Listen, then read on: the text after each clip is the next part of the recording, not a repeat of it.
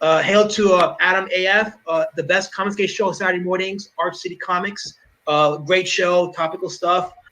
The sharing of biased and false news has become all too common on social media. More alarming, some media outlets publish these same fake stories without checking facts first. The sharing of biased and false news has become all too common on social media. More alarming, some media outlets publish these stories are true without checking facts first. Unfortunately, some members of the media use their platforms to push their own personal bias and agenda to control exactly what people think. And this is extremely dangerous to our democracy. This is extremely dangerous to our democracy. This is extremely dangerous to our democracy. This is extremely dangerous to our democracy. This is extremely dangerous to our democracy. This is the Weekend Woke-Up Call.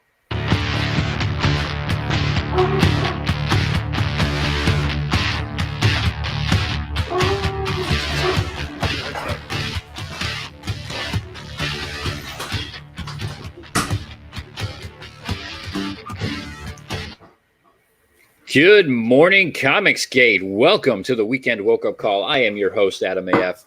Joining me, as always, we've got the man, the master promoter, Tinfoil Hat Nick. Good morning, everyone. Welcome. Good morning to you, sir. Our very special guest today, we have the one and only Michael Derrick. What up? What up, Michael? Good morning to you. Welcome back. Good morning. Thank you for having me. My pleasure.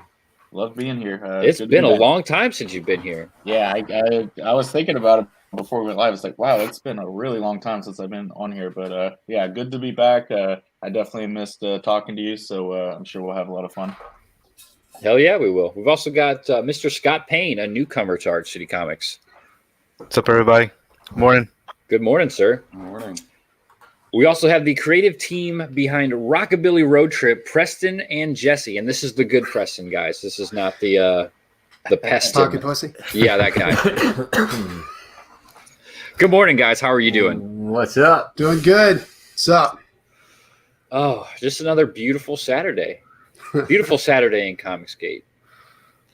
Hail to the chat. We've got a lot of people hanging out with us already this morning. We've got James Hayes, the master moderator, dropping links. Thank you, sir. Chris Evans, Shay Zombie, Ted Lehman. What's up, man? Good to see you. Cyborg Valkyrie, Brian the Observer, Lola Beats. What's up, girl? We will have Black Angus will be joining us shortly. He is having some technical issues with StreamYards right now, but he will be joining us as soon as he gets all that ironed out. We've also got Lazmat Films hanging out. Skits Comic, Felix Haas. Good morning, everybody. Thank you guys so much for joining us. We're going to get right into it because our Rockabilly team doesn't have a whole lot of time, so we're going to bang them out first. I mean that in a non-sexual way. No, it doesn't. Bang us out. So, guys, tell us about your campaign, Rockabilly Road Trip. So, good morning, everyone. We are the team behind Rockabilly Road Trip, which is a comic that's been around for a little over a decade now, believe it or not. It's about a guy named Nicky the Pipe who is a typical kind of grease monkey. He's not the smartest guy in the world. He's not great with the ladies, even though he thinks he is. But if we had to give him a superpower, he could probably build anything. And that comes into the story. So he builds like this badass hot rod he calls the Devil Driver. And then he sits around, he gets bored, and he figures he's going to build a passenger dummy, which is kind of like his ideal woman. He gets to build exactly what he wants. And then she mysteriously comes to life. And he figures what better way to show her the ways of the world and maybe even win her heart by taking her on a cross-country road trip in the brand new car that he built. And give her a great education about the world. So in every state that they stop in or break down in, they come into contact with kind of that state's known urban legend and try to overcome it. So it's kind of our goal was to create something completely original and kind of take common stories like vampires, chainsaw, assassins in Texas, and kind of do a hard right turn and kind of always keep you guessing and always do something kind of out of the box and weird. The only thing with doing original is people are hesitant to sample a product if they can't relate it to something else. So that's been the hardest thing we've had to overcome with Road Trip, because they think it's too weird sometimes to go ahead and pick up the book. It's not a spandex superhero comic. It's more along the lines of, like, I mean, maybe V for Vendetta or something like that. I mean, it's not that serious, but it's like it's a non-spandex book, So There's nothing wrong with that. I think honestly, people are a little tired of the that old-fashioned, spandex superhero motif at this point. It's been done. One of the things that I always say about Comicsgate specifically is we're looking for new content, original ideas, things that we haven't seen before. So the fact that you guys are thinking outside the box, you're speaking my language already. Yeah. Yeah, and it hits hard on the custom culture scene, like tattoos, chicks, hot rods. Even the alien spaceships in this book are souped up hot rods. Oh, hell yeah. Greaser aliens, dude. That's what I like about. That's one of the big things that draws me to this book is that it's completely different than anything that I've seen coming out of Comicsgate ever. And being from where I am and growing up in the culture that I grew up into in North Carolina, like we're real big on this whole rockabilly scene and stuff like that. And I love the hot rods. I love the rockabilly girls with the tattoos. I mean, that's just all you need to do is add is moonshine and explosions, and you have me as a very, very happy and loyal customer. Next issue. Gotcha. Next issue. But yeah, it's I love this aesthetic. I love that. Like, I hate monster books. I want to go ahead and say that. I don't like zombie books. I don't like monster books. But if you can take that genre and you can turn it on its head and make it into something interesting like this, I'll back this all day long. Whereas, well, no, you're right, because I'm the same way when it comes to monster books. Like, I like Vampirella, but that's completely different. You know what I'm saying? Yeah. That's not a horror. It's a horror book, but it's a horror book with a main character, I guess. Yeah.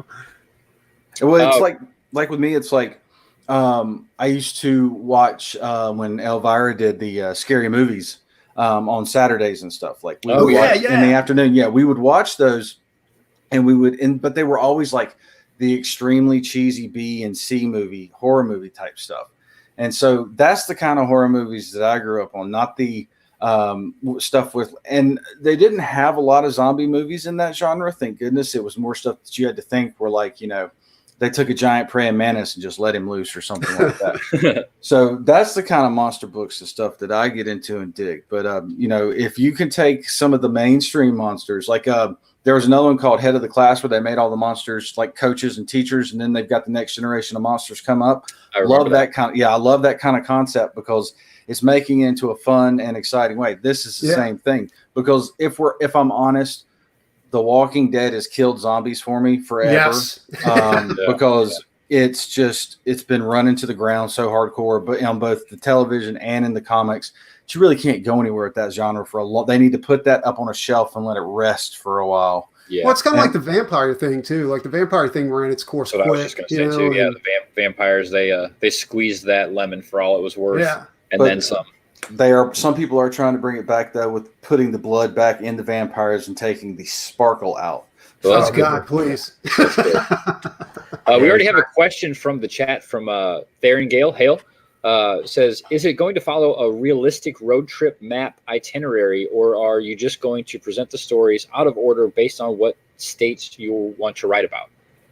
So we have a solid through line as to where we want to go, and right now we definitely follow a real road trip roadmap, but we do kind of touch back on previous adventures, and they'll run into people, and there'll be flashbacks to previous states. So there will be, what's the word I'm looking for? A sequential kind of trip, but always jumping back and forth as to, hey, remember when this happened and where'd this guy come from? So it is told out of order, but with a solid plan.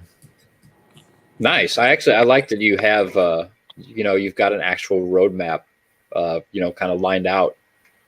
I think that's cool. Good story building. Well, it also like one thing about Jesse writes, and one thing about that is he does some serious digging into that state's lore, as far as their monster lore, or like if you're in Louisiana and you're looking for werewolves, it's a loup garou. You know what I'm saying? And if you're in Mississippi and you're looking for a disease that turns women psychotic, it's Mercrits. So. See, that's cool. I think that's really cool just in itself, is that you're actually diving into some of the superstitions and legends of the 50 states themselves.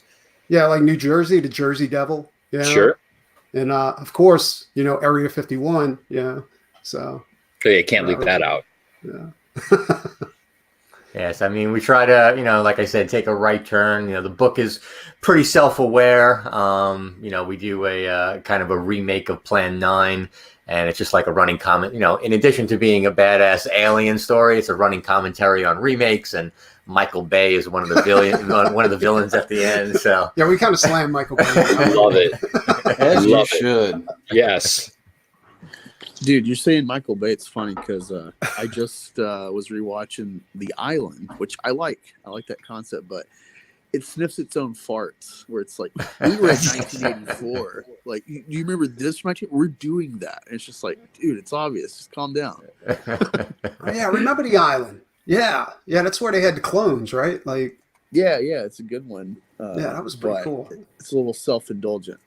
Yeah, definitely so. That movie definitely it had its high points, but yeah, overall it was sniffing its own farts.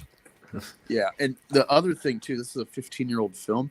Watch, Black Widow and like her, or not her because she has a short face, but like Under the Skin, the Avengers series and stuff, and then look at Scarlett Johansson back in 2004. And it's just like, like she did get some surgery.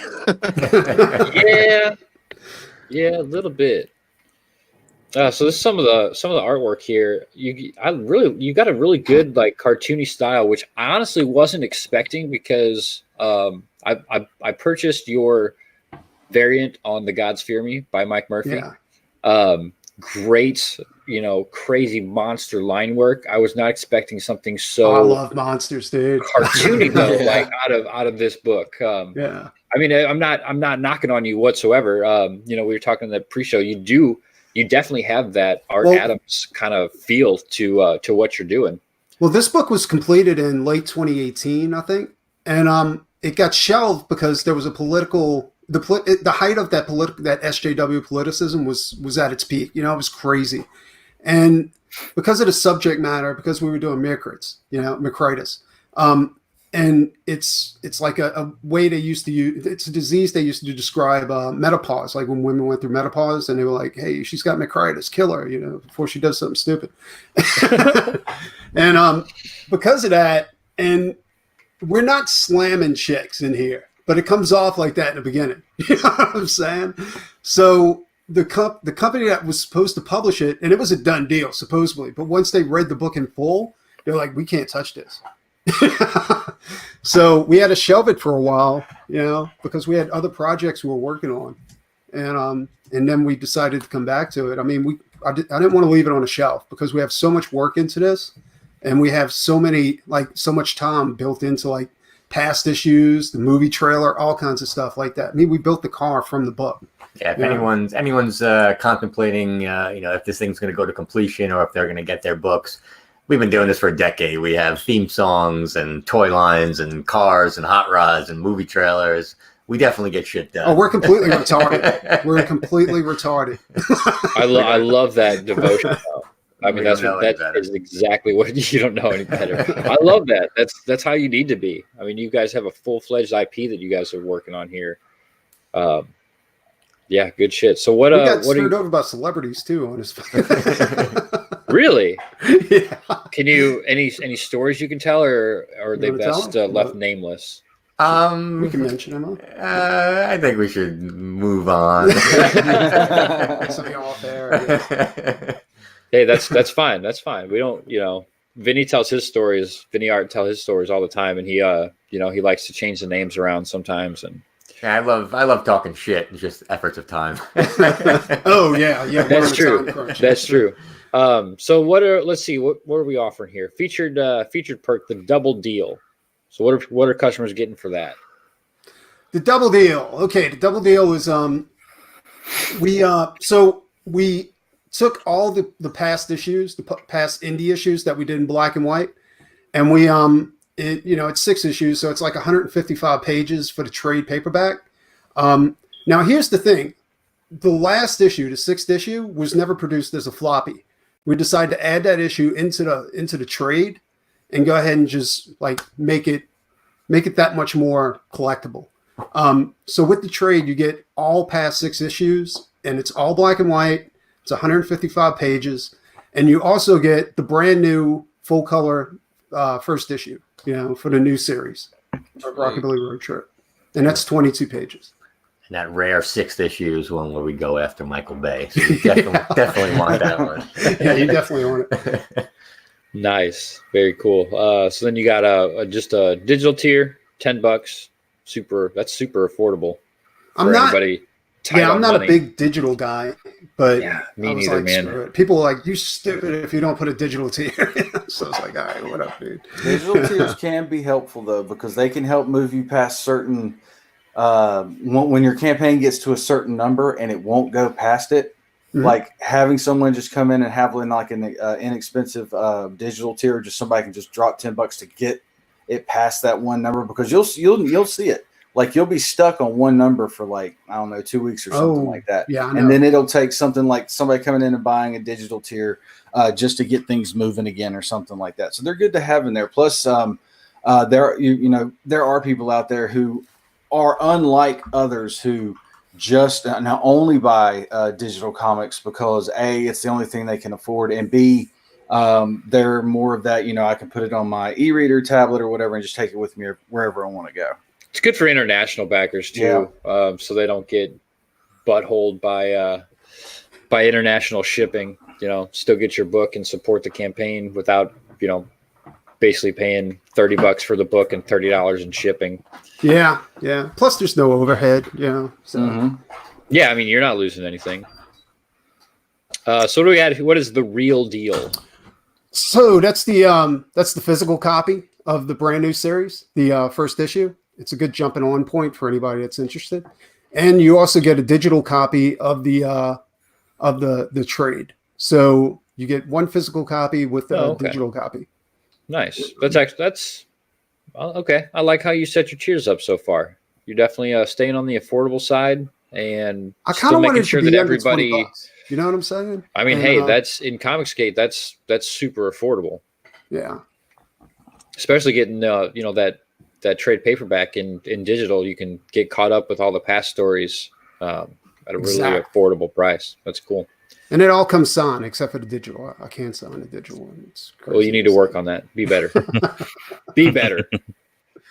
So what is Blast from the Past? So we ran across a stockpile of the original, the first print of the first issue from 2006. So we're offering 60 of those for this campaign, and you get that, and you also get the brand new number 1, full color 22-page number 1, and then you get a physical copy of the trade paperback. So all of these are physical copies. They all come signed. So you get that vintage issue, and the original run, I think, was around 500 or 600 copies in 2006. So it wasn't a lot. It's kind of a really rare thing. Rarity is good. This is a collector's market.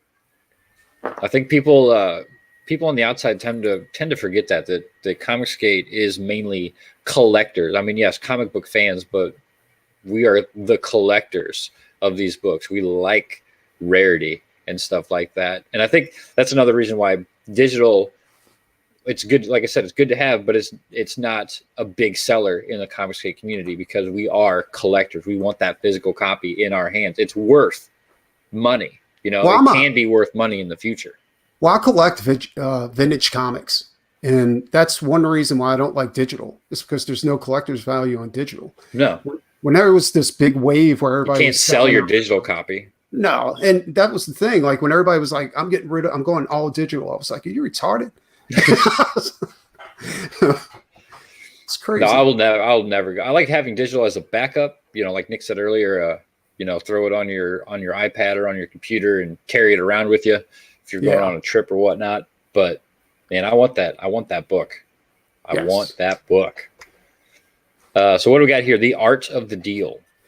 So that's a page from the brand new first issue we're putting out. Plus, you get the physical copy of the first issue, the full color issue, and you get a physical copy of the 155 trade paperback. Oh shit! So And, you're basically, this is one page of original art and then 2 free books. Yes. Because $150 for original art is a steal. Mm-hmm. Yeah. That's a steal, man. I can't believe nobody's jumped on that yet. Well, I mean, No. you just launched last night, so that's not. Yeah. I guess it's not like I baffling. draw a but- lot bigger than everybody else. That's how I get a lot of detail into the art. I draw at 15 by 23. So the page is actually Wow. 15 by 23 inches. Holy cow! I do not envy you shipping all of that. That is a pain in the ass. And then this should cover it. So that's the cover to the trade paperback. It's Nikki in the Game of Thrones chair with It's this one right here. Yeah, Yep, his chainsaw sword. that's And, cool. Yeah, it's completely inked. You know, it's a piece of original art. You get that. You also get the trade paperback and the full color first issue. Man, this is honestly up there with like Donald DeLay. Mm-hmm. Very, very similar. Thanks, I appreciate Reminds that. me of Tony Moore from the original Walking Dead. Yeah, I see that too. Yeah.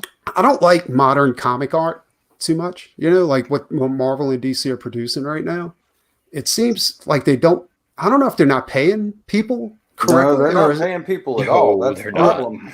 Well, or is it? Hey, I know this guy that draws. He's not into comics that much, but I'm sure he can knock out an issue of Spider-Man. That probably too. Sure, Well, they I hired- actually think it's a little bit of both of that. Yeah, they hire a lot of people that just on merit too. So. Oh, do they? Yeah, a lot of people that just because they're of a certain race or. Oh, yeah, yeah, there's a lot of sexual that. orientation, then they get the job. The Yeah. check marks. Yeah. They check all the right boxes. Diversity hires, we like to call them. Yep. Absolutely. All right, so let's check out this live action trailer. Yes.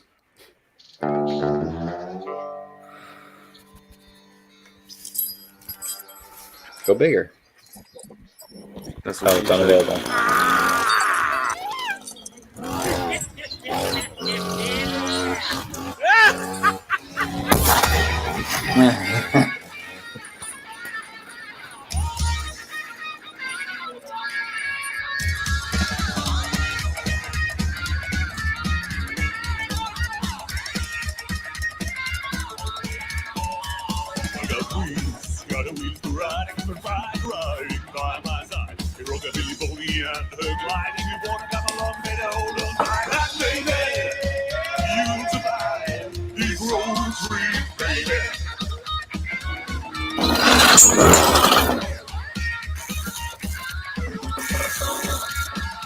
Green light, yellow light, red light, go. I wasn't born with taste of real pride.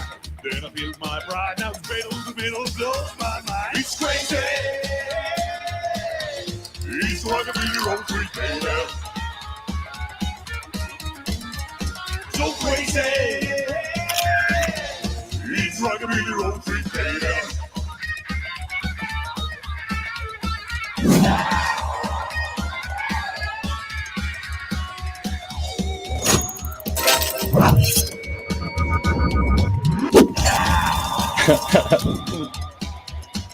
It's my pride. This is the country denied. I breathe for the life of the strong. There's no fear of letting me ride. Ride on! The devil ride. Ride on! The devil ride. Ride on! The devil ride. Ride on, ride on, ride on, ride on. It's crazy. It's like a big old freak, baby. Oh, bravo! I love that little homage to Mad Max in there, where you got him on the front of the hood, on the front of the car like that, the way he's Yeah. set up and everything. That was nice. Well, we had Jesse on the front of the car like that. Now that car has no shocks, right? Ooh, So right. all the welds in that face, they started to break because I mean the car has a 454 with an overhead blower, so it vibrated like crazy. Sorry. And the stunt guys like, don't get on the front of that car. They're like, oh, we need the shot. And also the chick who played Patches in there, the female lead, that's Sarah Pribbles, I think. Privis. She and hosts HQ, the trivia app, and The Purge. Yeah, she was she was on The Purge, the TV show. She was the hostess of the Purge Home Shopping Network. Oh, really? Yeah. Damn, that's pretty awesome. Yes. Yeah, it was crazy. We got her before she went ahead and did that, though. So. We have an eye for talent. Damn, you can tell you guys are all in. I absolutely love it. You just picked up a backer. It looks like you're up to 653. Yes. Yeah, this is cool. Go back this book. Me and Mr. Gilmore were duking it out last night for that #1 slot. Now, John Malin, he backed it, which kind of freaked me out. So you could say it's Malin approved at this point. You know what I'm saying? Like Wolf campaign approved. And yeah, we're just looking for comics like the Confiscate community to come out and give us a hand on this one. Yeah. Yeah, I'm not a rockabilly guy, but that was fun. Yeah. I really dug that. That trailer was a lot of fun. It's supposed to be just a blast, dude. Whenever you pick up an issue, it's just supposed to be you're supposed to get lost in it. And that's what I feel. I immediately feel just like the sheer funness of this book just radiating just off of the couple pages that you've got on here.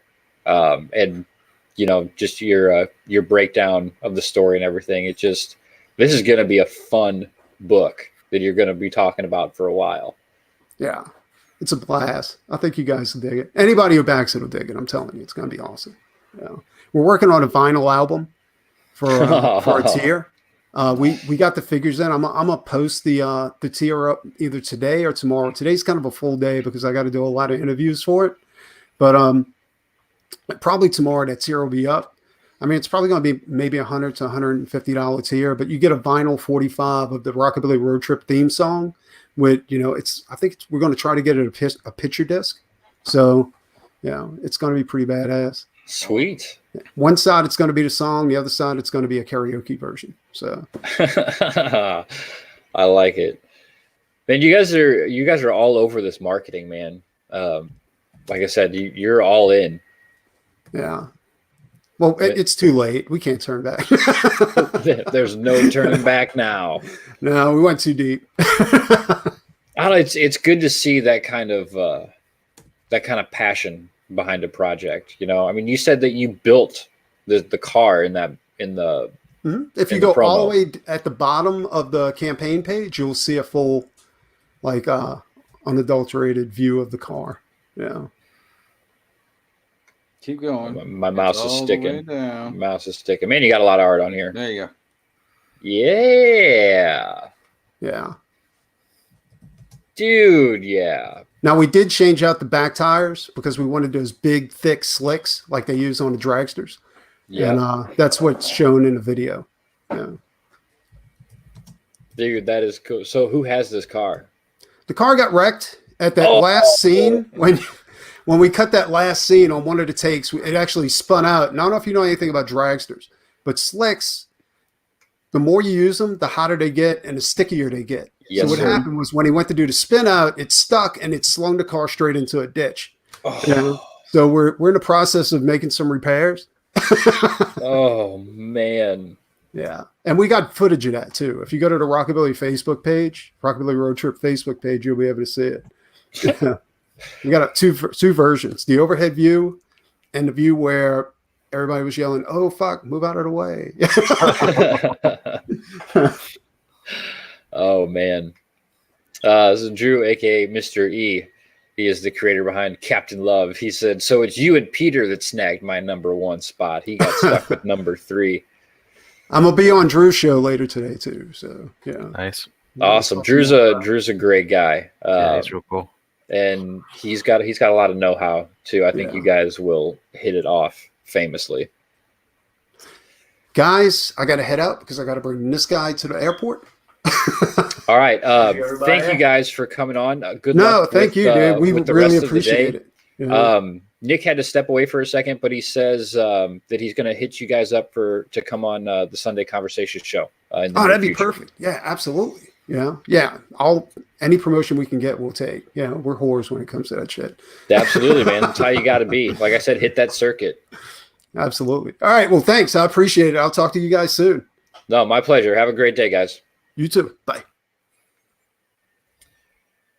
Well, that's a lot of fun. I like that. Let's shift gears a little bit here. We're gonna take a break from the promos and laugh at some crazy leftists. Well, Trump didn't get impeached this week. If you didn't know, and I think some people are having a bit of a breakdown over that. I know this has been making its rounds on Twitter, but it's just it's very fitting for the weekend woke up show here. I did see this. Slash his throat! Every fucking Republican! Suck my fucking balls! Say that one more time. Slash Republican throats! Slash fascist throats! Get fascist! Have a good one! I love that girl at the end. She's like, have a good one. Oh my God. Like this dude, Dan Marshall, if you're still in the chat listening, you need to find this man and institutionalize him, because I think there is something seriously wrong with this man. I don't know. I think he makes a good point.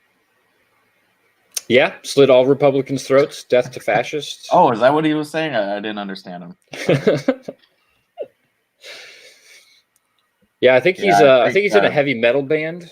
I think I don't know if this guy is technically Antifa, but clearly that SJWs are evolving, and I think we're getting a more virulent strain of social justice warrior these days. So we, all joking aside, we probably should be pretty careful. These wackadoos, as EVS would call them.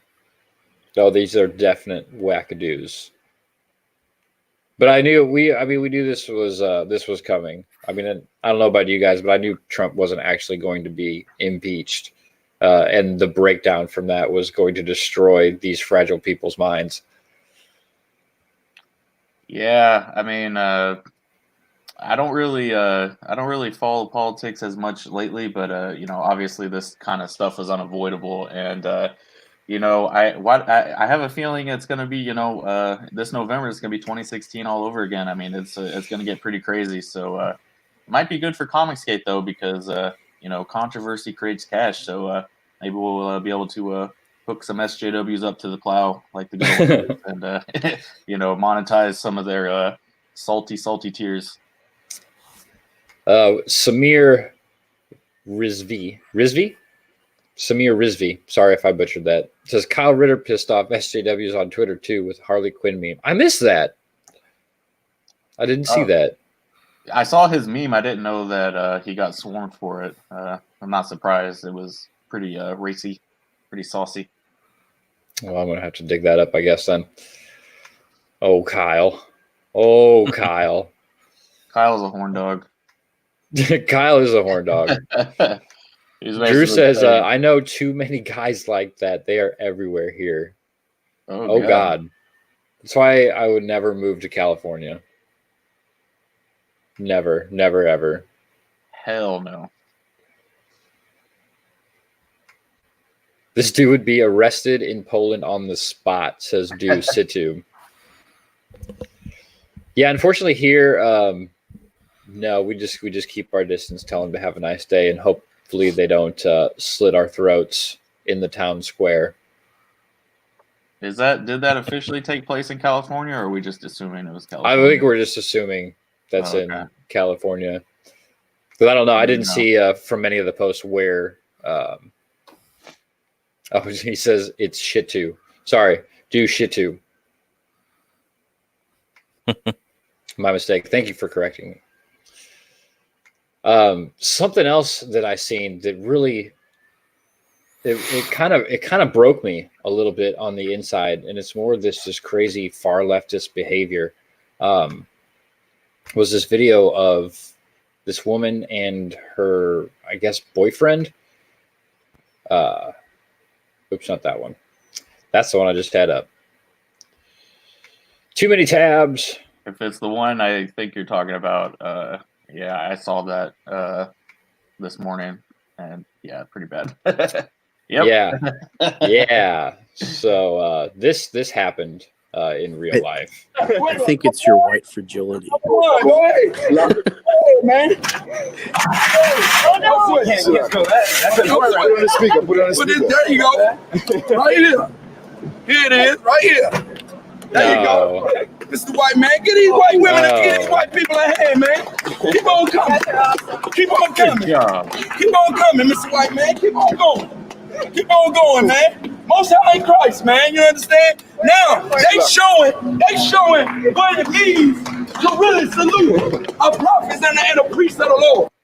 Now, how much you want to bet after all of this that these group of men took this couple home and had their way with the female while the male watched? Anybody, any takers on that bet? I would bet all the money in the world. All About the Books is definitely California. I don't know if that's the previous clip or this clip. It's hard to say. It's hard to say at this point. Probably both. Oh, where'd it go? It just jumped. Drew says that the screamy guy was from Arizona State University. So close enough to California. Yeah. Plot twist, yeah. I enjoyed that issue of that Playboy issue of the girls from Arizona State. Does kissing the boot technically absolve them of their white guilt? Like, are they free to go now? Like, they don't have to be racist anymore? You want to take this? I mean, what's white guilt? Why does somebody feel the need to have white guilt? I don't feel guilty for being white. I don't think anybody should feel guilty for being who they are. That's just, I've never understood that whole concept. Like, being from the South, people are like, how can you not be ashamed of slavery? I was like, first of all, it happened 160 years ago, and I wasn't even thought about it at that point. And, the same way with segregation, I was like, it's in the past. There's nothing that I can do about it. Me feeling guilty about it is nothing. I'm just going to treat people like they're people. And that works out just fine for me. Exactly. Yeah, I'm with Sarah. I would not kiss anyone's shoes. No, fuck you. I like how happy they were. The smiles on their faces after they did. That's why I'm thinking I know what happened like after this clip was over, because keep going. Keep going. The party out. Show y'all. Come on, folks, get your boot kissed, man. Get properly saluted. We're here. Get properly saluted. We're here for you. Get properly saluted. Everybody come get properly saluted, man. This is a white couple right here that's proving that they are sorry for what their forefathers have done. That's right. You understand? Keep going, man. Keep it coming, man. Understand? Keep it coming. Only a couple more, two more.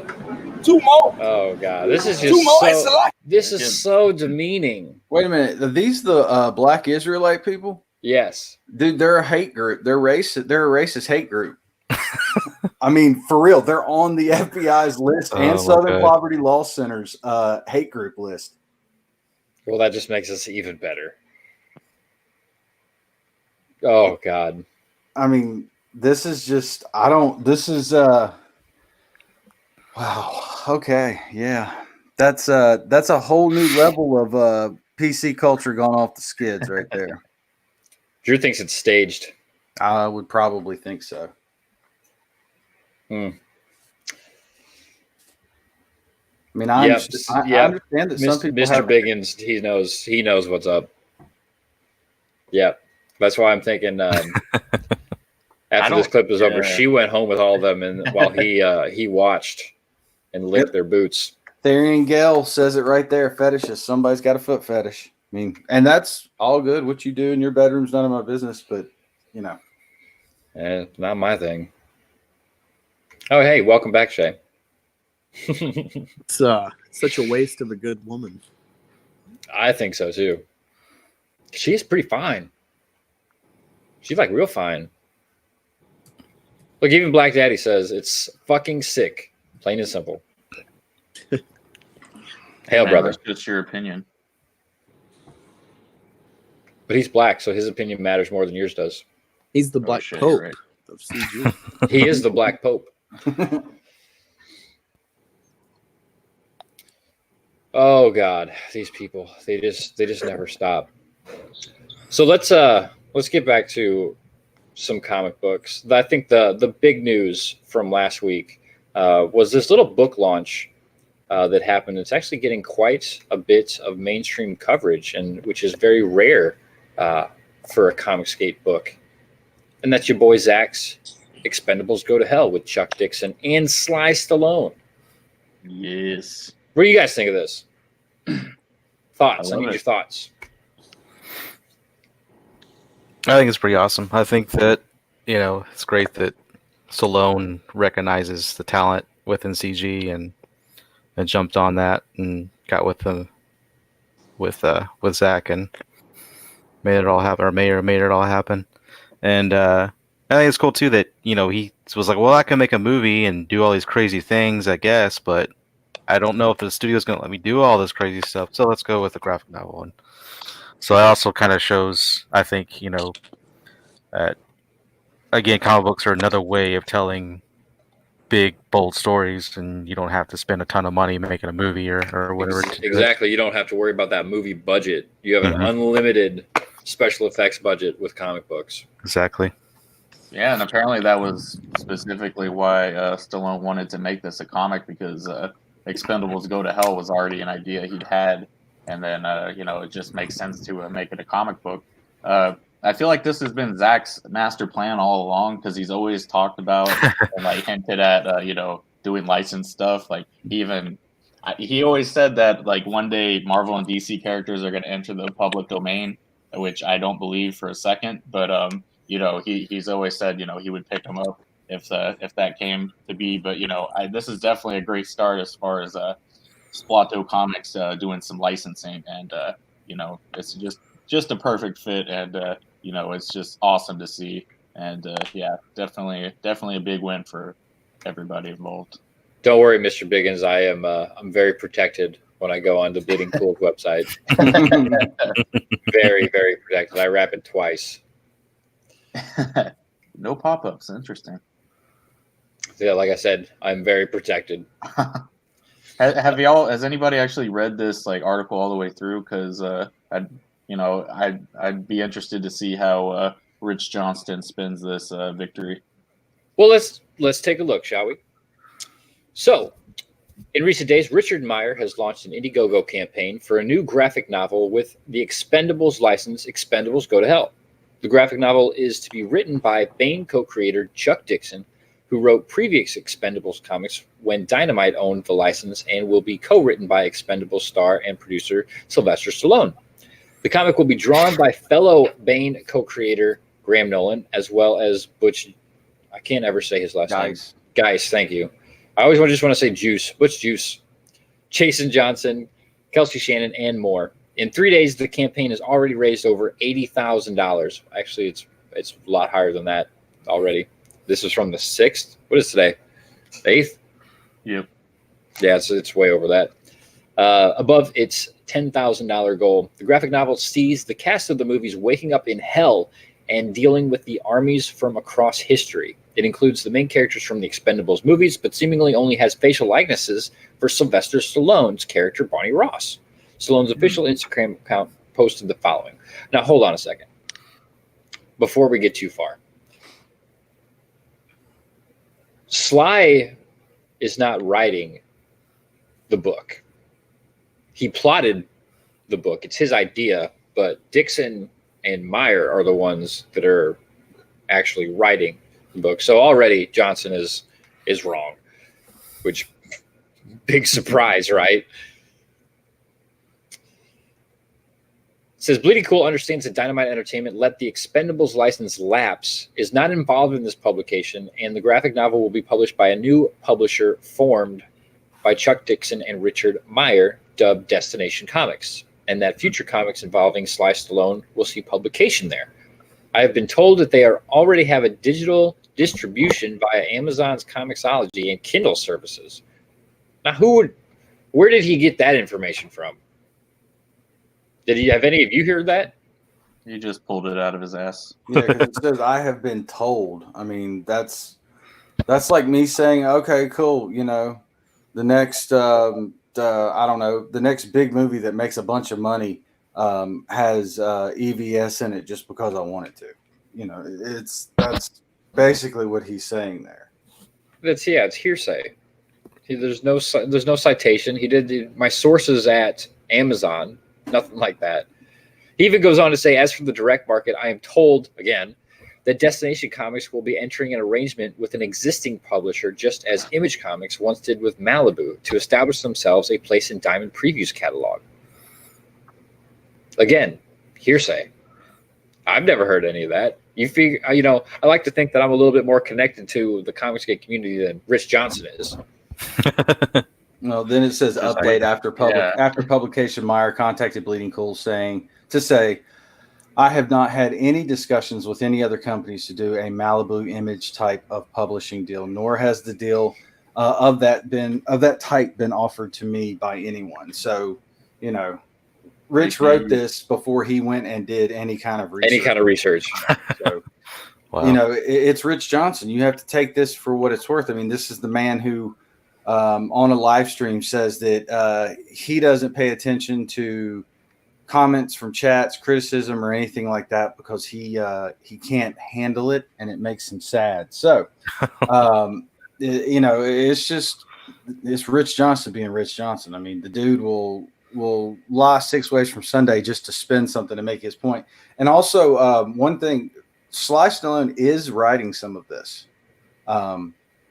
It's a collaboration with him and Dixon. See, I was under the assumption, I guess, or from what I gathered from the campaign page and what I heard Zach say, that it's more like plotted by Sly, written by Dixon and Meyer. Mm. But I mean, I could be wrong. I could be pulling a Johnson right now. I mean, I could too. It's just like one of those things where I've seen where it's he's had a hand in writing something, because a lot of people don't realize, but Sylvester Stallone is an excellent writer. He wrote Rocky. He wrote Rambo. I mean, those are two great movies that he has written himself. So yeah, the dude's definitely talented. I had assumed that this was going to be published by Splato. I didn't know that he had started a whole new company with Chuck Dixon. That's pretty interesting. It'd be interesting to see what comes of that. I hope Splato doesn't become defunct and this is the new thing. All About Books says Zach wrote a side story, because there are some side stories in there, so that might be what he wrote. Yeah, because it's a main graphic novel, and then it has, I believe it's billed as 3 side missions, is what they call them, which I think is kind of a cool little take. It is also funny that they can't use the likenesses of the other actors. I didn't even think of that, but I guess even though Sly would own the rights to Expendables, I guess you can't technically draw in the other guys without their permission. So, but I'm sure it'll be interesting to see, how he draws the other characters without technically making them look exactly like they should. So. Yeah, I'm very interested to get this book. I think it's going to be a lot of fun. I think, like Nick said, Sly is a good writer. Dixon's a good writer. Meyer's a good writer. There's not really a lot that can fail with this book. Oh yeah, it's going to be awesome. So then Johnson goes on to basically give a recap as to who Zach is. A whole bunch of crap about the legal case with Wade. Blah blah blah. He says Chuck Dixon is a longstanding legendary comic book creator who may have written more published comic books than anyone else. Who may have. Again, he's just he just shoots from the hip, doesn't he? Mr. Really Drew move along. says story by critic means he is going to be credited in the book as a writer. So there we go. And then Sketch says, well, they also write the plot down. So writing the plot would also be considered writing. So yeah, he's going to get a writing credit in this. Oh yeah, I'm not trying to like take anything away at all. I'm just saying that I don't know how much, how much he actually wrote, because I mean that happens in mainstream comics all the time. You have one guy come in and he plots the story out, and then somebody else comes in and actually does the dialogue and polishes it up and all that. Sly's never written a comic book before, but obviously Dixon has decades of experience in doing so. I think that was actually the working relationship Chuck Dixon had with Ben Henderson on Rivage. I think Ben just like kind of made up the plot, and then Chuck actually scripted it and broke it down into panels and did the dialogue and stuff. So yeah, like you said, that is a fairly common practice. Ryan Miller says, "Look at you boys, IGG. The other guys are in there. They've got likenesses." So again. Oh, more fake news. more fake news from Rich Johnson and Bleeding Cool. Does anybody remember when Bleeding Cool was actually like a site to go to? Nope. No, you know what? Like even before like the SJW invasion of comics, like Bleeding Cool was always kind of a skeezy, like slimy website. Like even like SJWs have kind of like welcomed Rich Johnston in recent years because he's on their side politically. But even back then, like pros always kind of like they would talk to him, but always kind of hesitantly, like nobody really trusted him. So yeah, this is tabloid journalism at its finest. So let's take a quick peek at that campaign before we move on, just to see what it's doing here.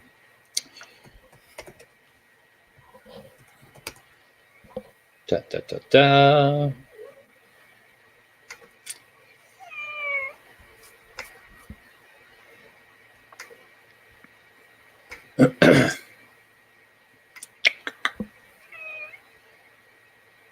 Is that a cat?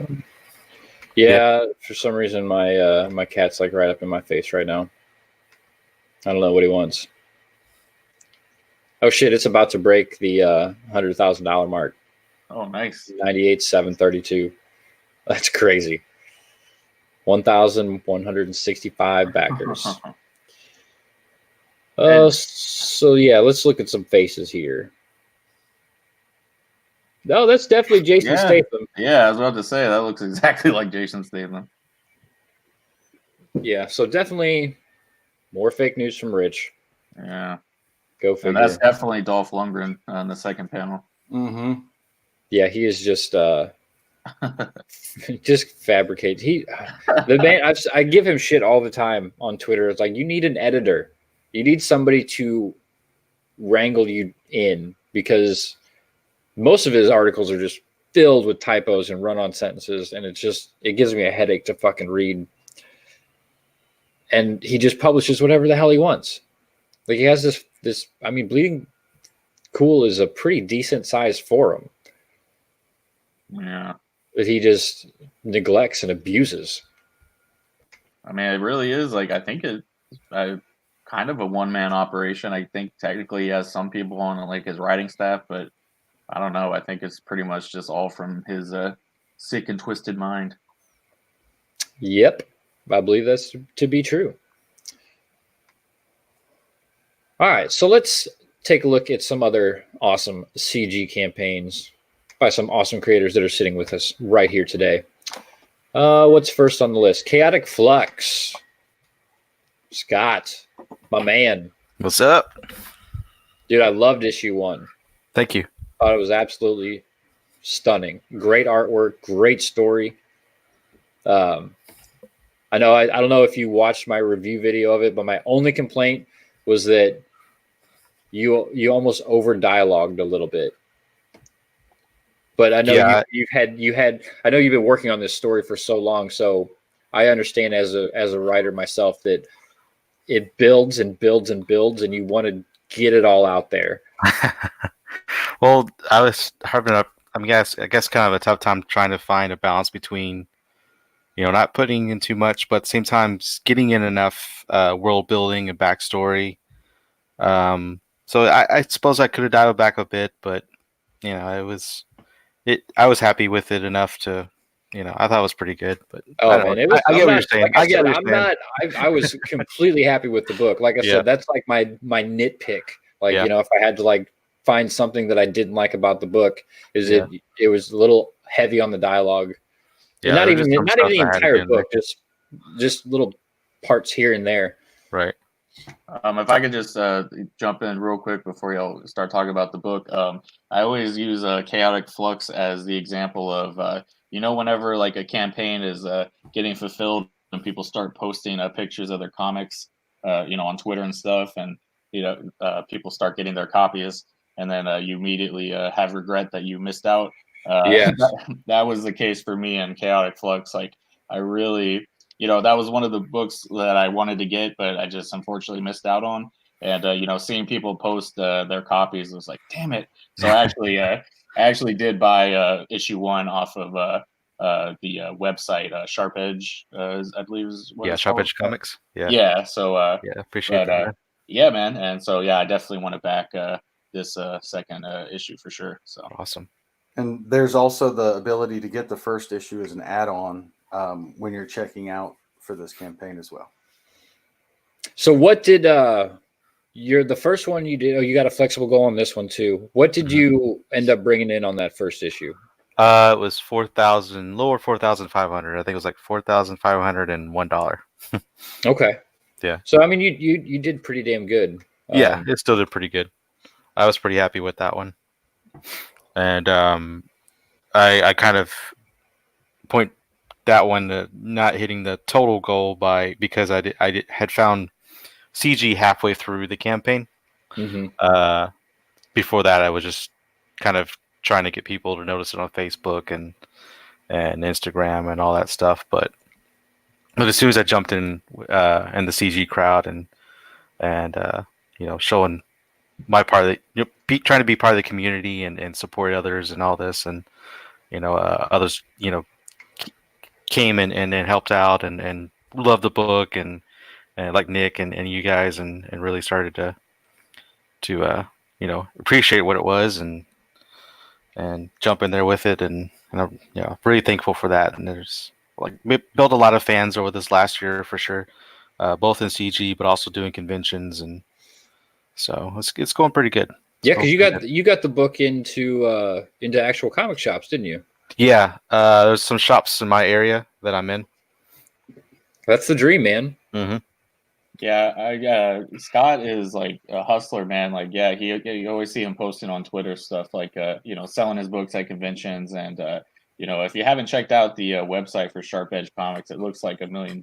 Like, I mean, even here, like you could see on the cover, like just the trade dress and the way the logo is laid out and everything.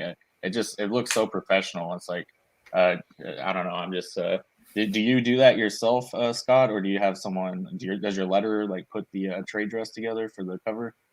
The logo, I had gotten a friend of mine to design that for me, who actually does like graphic design stuff for their job here in the area. They work. It's a music park that they work at, and they do the logo stuff for the signs and stuff. And they said, "Oh yeah, sure, I'll make you a logo." And I told them I was kind of going for this kind of electronic, I guess kind of like motherboard effect, but also a little bit of a more of a organicness to it. Anyway, and came up with that, and I said, "That's awesome. Yeah, that's perfect." And then, but the rest of the stuff on the cover, I do like there where it says a new dark and brutal future and all that. I put that in there. The little box at the top with the character and stuff. So kind of half and half. Yeah, I love that box on the corner. Yeah, I love the old box from Marvel and stuff. Yeah, so I was like, I want to do the box on the cover. So yeah, it gives it a good classic feel. Exactly. Yeah. So give us a rundown. What is Chaotic Flux? So Chaotic Flux actually focuses on a team called the Crimson Flame who unite in the future to rid the world of these mutant abominations that are taken over called Dread Fiends. And the Dread Fiends are these kind of they were genetically engineered as a food source for humans in the future. And this dark timeline where the Earth is being ravaged by global catastrophes as well as Great War, the Great Famine throughout the planet. So they create these life forms as a kind of food source by splicing different things together, different animals together, till they create this odd creature that actually is able to withstand the harsh elements, but also reproduce very rapidly. But at first they're very docile and easy to control, but then they start to mutate on their own and get out of control, and they start to reproduce very rapidly as they were engineered to do, but not on this level. And they just start swarming basically everywhere and devouring anything that they come across as they have this insatiable hunger. And when they eat something, they are able to break down it as a energy source, a kind of biofuel that then allows them to mutate. So they can make themselves bigger, stronger, wings for flight, for instance, whatever they need to get the upper hand in battle. And issue 1 and 2 focuses on Zathara, who is an alien hybrid who can form these red crystal-like structures at will. She can turn them all sorts of different things. She uses them a lot to turn their arms into like blades for fighting and various types of weaponry. You'll see both in issue 1 and issue 2, she'll use them in different ways. And part of her story is that she's learning to become a better warrior through every step, as she has to face all the Dread Fiends, but also it jumps into her past where she's been hunted down most of her life by an organization called the Purging Hand, and they've been trying to wipe her kind out for years. And when she was a child, she was housed in this military facility to protect her kind from this hate group, this militarized hate group, and they infiltrate the facility that the children are housed in and try to hunt down the children and kill them all. And Zathara has no choice but to stand up and start fighting against them and learning how to utilize her abilities and in order to survive. And in the story as well, in issue 1, you also get introduced to Soren, who is an exosuit pilot. He fights in this really awesome kind of Iron Man-like exosuit, but more radical than that. It has a lot of really more awesome like a Gundam. Yeah, exactly. It's got these tentacles that are on its back with blades in the end, and each blade has a sensor on the end, and they will actually sense out targets and attack them while he's also attacking himself. So it's like a backup system. He has all kinds of awesome weaponry that you'll see as the series goes on. But he comes in the story a little later. You just get introduced to him in issue 1, as well as you get introduced to Strife, who is a big transforming AI mecha. He's able to self-engineer, so he can actually dismantle parts of himself and reform himself into other things, different types of weaponry, even things for the allies to help them. And he can also turn to like a ship to transport the team around in. He has a bombardment mode he turns into in the first issue, but he'll turn to all sorts of things as the series goes on. Basically, as long as he has the materials to create whatever he wants to create, then he can engineer it and make it. So he's like this big backup unit for the team. Basically, he's like the glue or the big support type character. So what do you have? What do you have planned for this series, like altogether? I have planned. Okay, so like I was saying, the first few issues, you're introduced to Zathara, you get her backstory laid out, and then as we go on, you'll get in the next characters I'm going to focus on is Sword and Strife, and then you'll get Gareth, who is a big 8-foot tall swordsman with a giant transforming sword. And you also get, after his story is laid out, then you get Nalaria and Pagan. Nalaria is a fire-based mage, and Pagan is a plant-based mage who is her father. And then, and also as those stories go along, we start to tie the characters together, and eventually they will unite as a team and face it off in their first great battle together. So I'm building it kind of like the Avengers films, how they laid out each character in their individual film and then they brought them all together.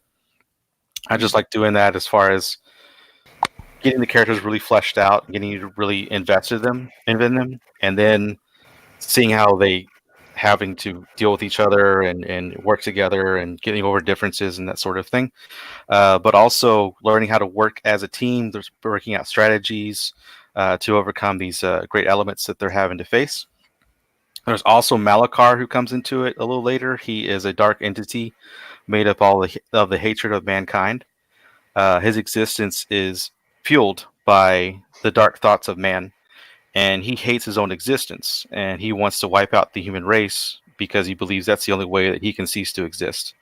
So he possesses Gabriel, who is Nalaria's brother, and embodies him and uses him as a vessel to interact with our world and to wipe out the human race.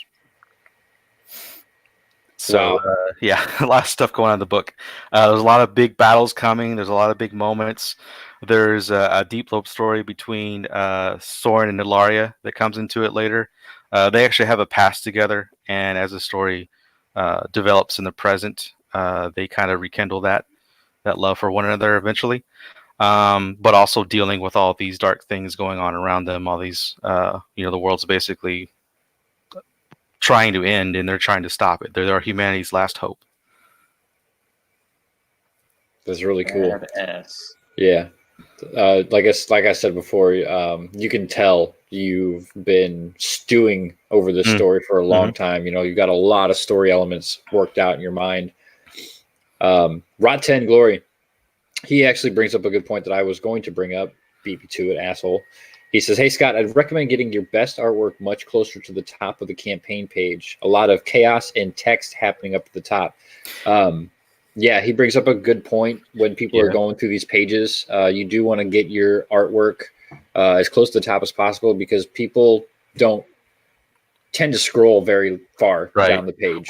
Well, he's bringing up a good point too. Last night, because I was on Mandy Summer's show last night, and John Malin was on there with us, and I mean he came in kind of late, but he took a moment or a little while to go over our campaigns and critique them for us and let us know what he thought about them and how he would have changed them around and giving us pointers.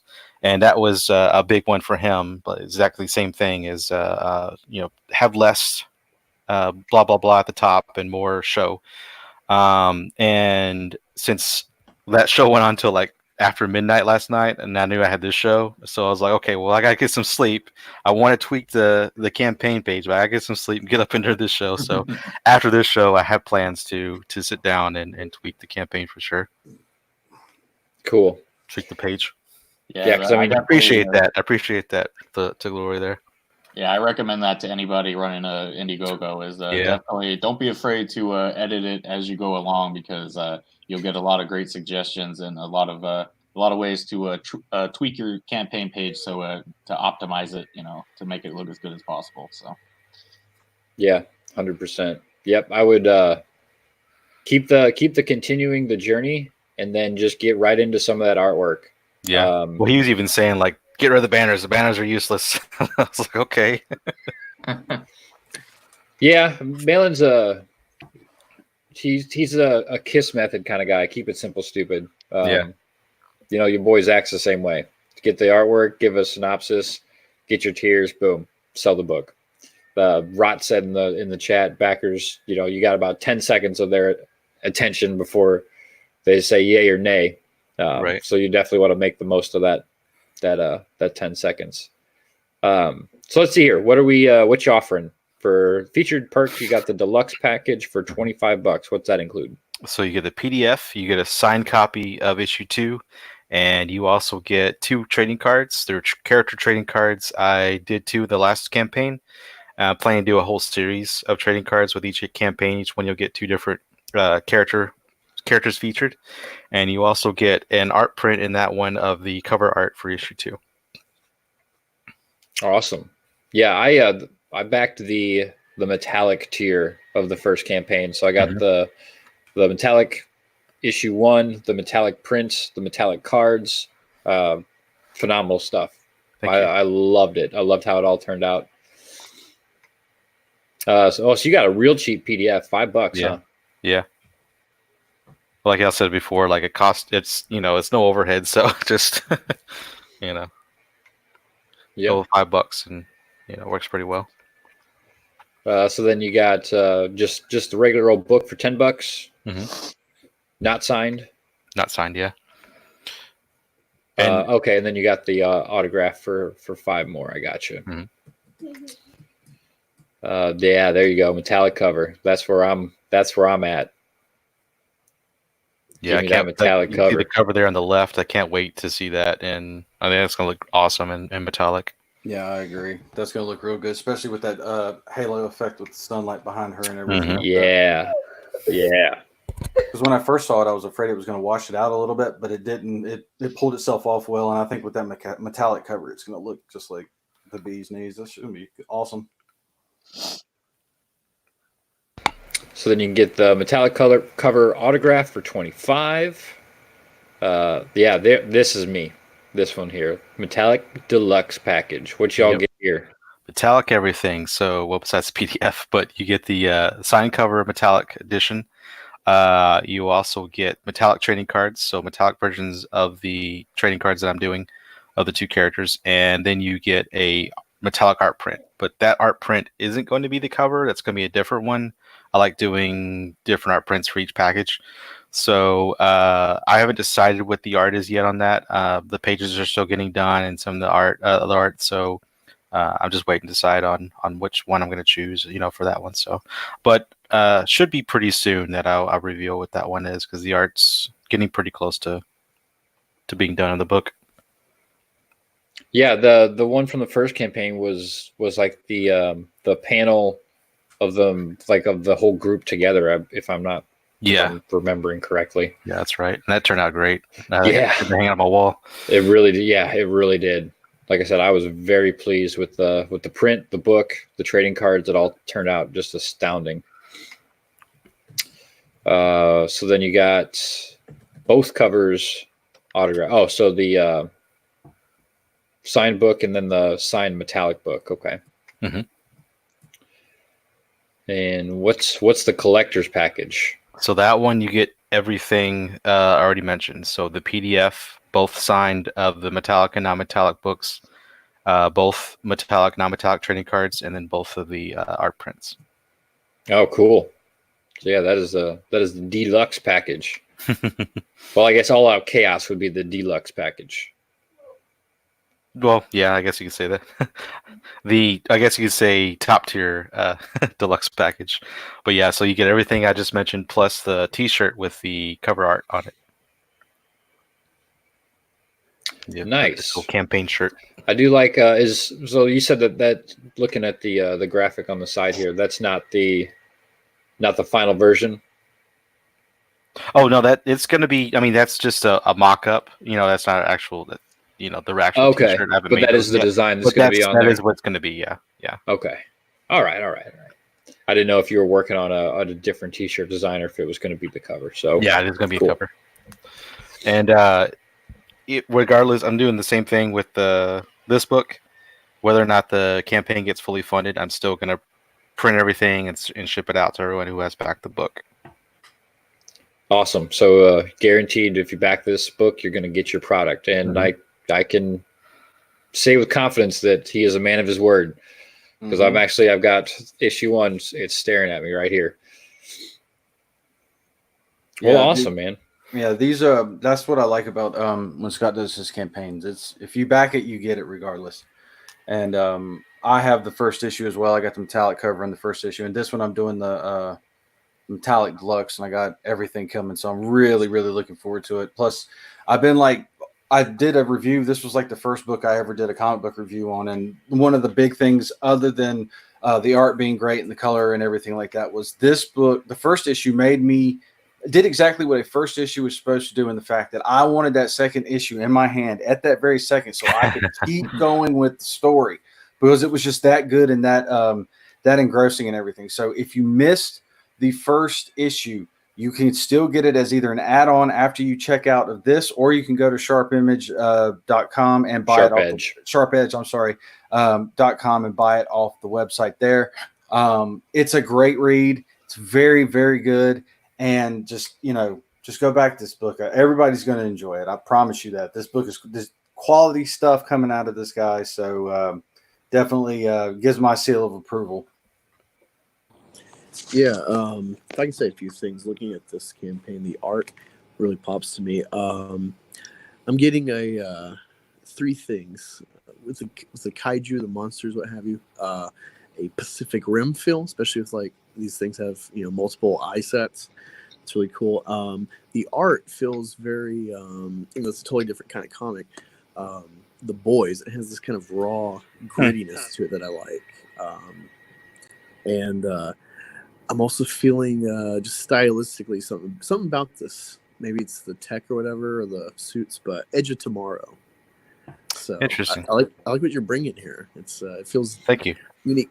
We're getting mainly superhero stuff, which we want, but right. It's cool to see more unique things, more sci-fi or something coming out of CG.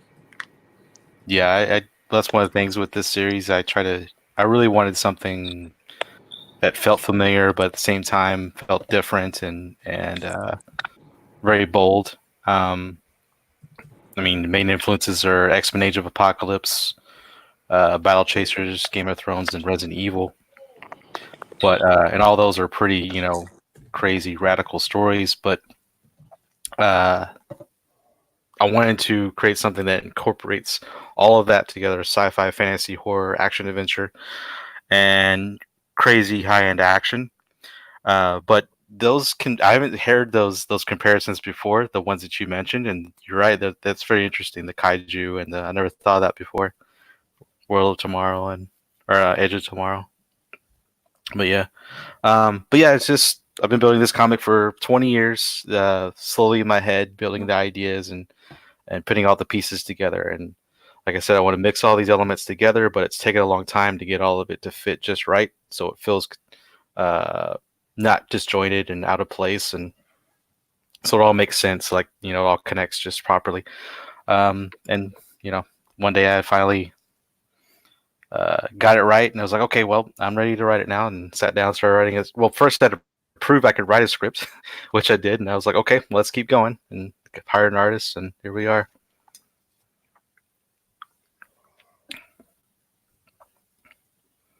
Yeah, it looks very good. I like this shot right here because that's actually that this kind of picks up right on the last page of the first issue, and because this is where we left her. And that was another good thing about the book that I really liked, was it left you on a cliffhanger, and it left you on a very nice cliffhanger. One of the ones where you're just like, oh, it's like that. And it just, I like that a lot. So it's I like that. It's really good. Yeah, I loved the cliffhanger. That last one is, it makes you want that second book as soon as possible, and that's how you gotta leave your readers. You're gonna hate the end of the second book too. Great, thanks, wonderful. So you're looking to ship in March, yeah? Yeah, trying to shoot in March. Trying to keep the fire burning under my artists to get them finished as soon as possible, but it's getting there. March is still looking good, so excellent. I mean, you had a pretty quick turnaround from the first issue, if I'm remembering correctly. Well, on that one, because like he was saying, I shipped out all the books, but the last book got shipped out, or last set of books got shipped out at a month after the campaign had ended. But that was because I had the whole book already finished anyway before I started the campaign. With this one, though, I started the campaign about halfway through finishing the book, just because I was feeling bad about keeping people waiting for so long after the last one. So I was like, okay, I'm going to do this one halfway through.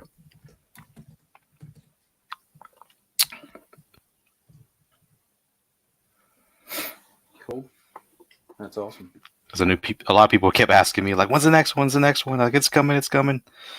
and just wanting to back it and all that, get all the goodies. I guess it would help if I unmuted my mic. You could probably hear me better. What? How many sentences did you waste? A good 2.5. Okay, it's not too bad. Then you started talking, and I was like, "Oh, he can't hear me." Okay. So you mentioned when you were like halfway through the first campaign before you stumbled upon Comicsgate. What got you involved, man? Ethan, watching his videos on the Phantom Menace, the disappointment in Lucasfilm, what they've been doing with the movies, and I didn't even know who Ethan was at all. I just found him through that, and then I found out he used to work for DC and draw Green Lantern. I was like, holy shit, that's awesome! And I looked up his art, and I thought it was really great, and I found out he's doing Cyber Frog, and then found out that he's a big name in the CG community. And then I started researching that, and then also I had a friend of mine who told me that he's in CG, and he told me that I should get in contact with some people in CG and see if they'll help me get my book noticed. And so then I started contacting people and then really digging in and seeing what CG was all about. Looking at all the different projects and all the different voices out there in the community, and just jumping in and trying to fit in as best as I can to be part of that. That's awesome.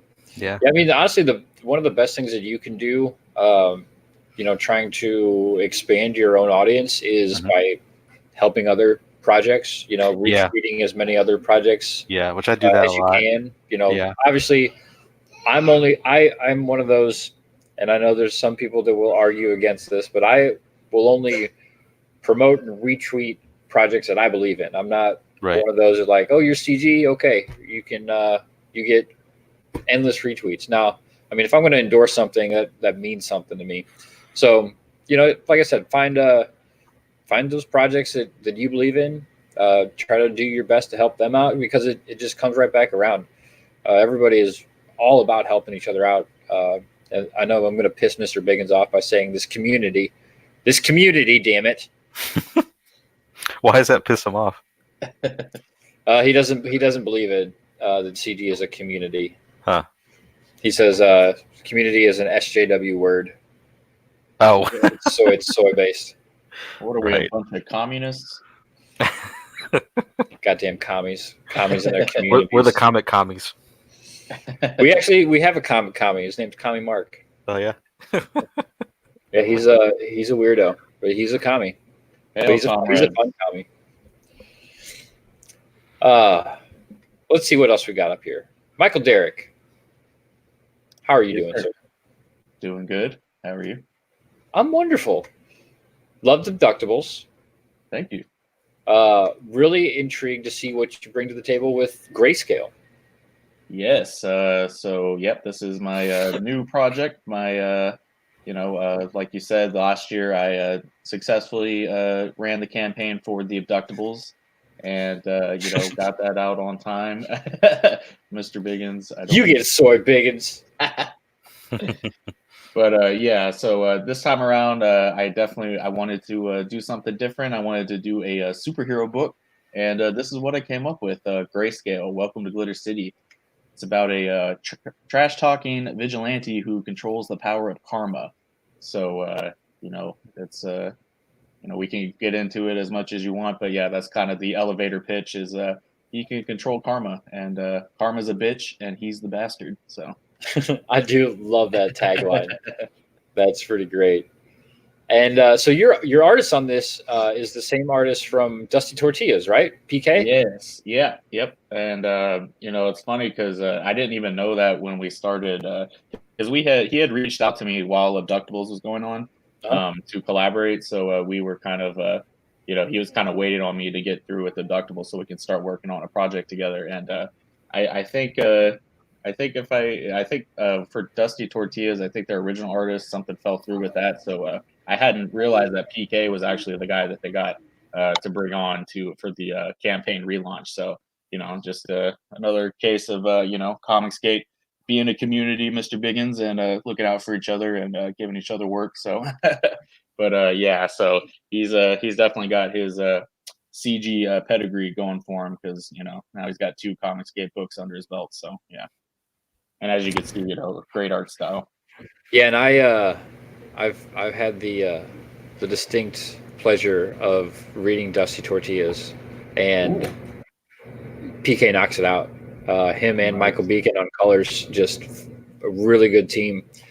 Yeah, I'm looking forward to that. I can see he does a bit of a style shift with grayscale here. Not completely different, but you can definitely tell that he is a man of many talents. Mm-hmm. So what's the deal? Why is he all gray?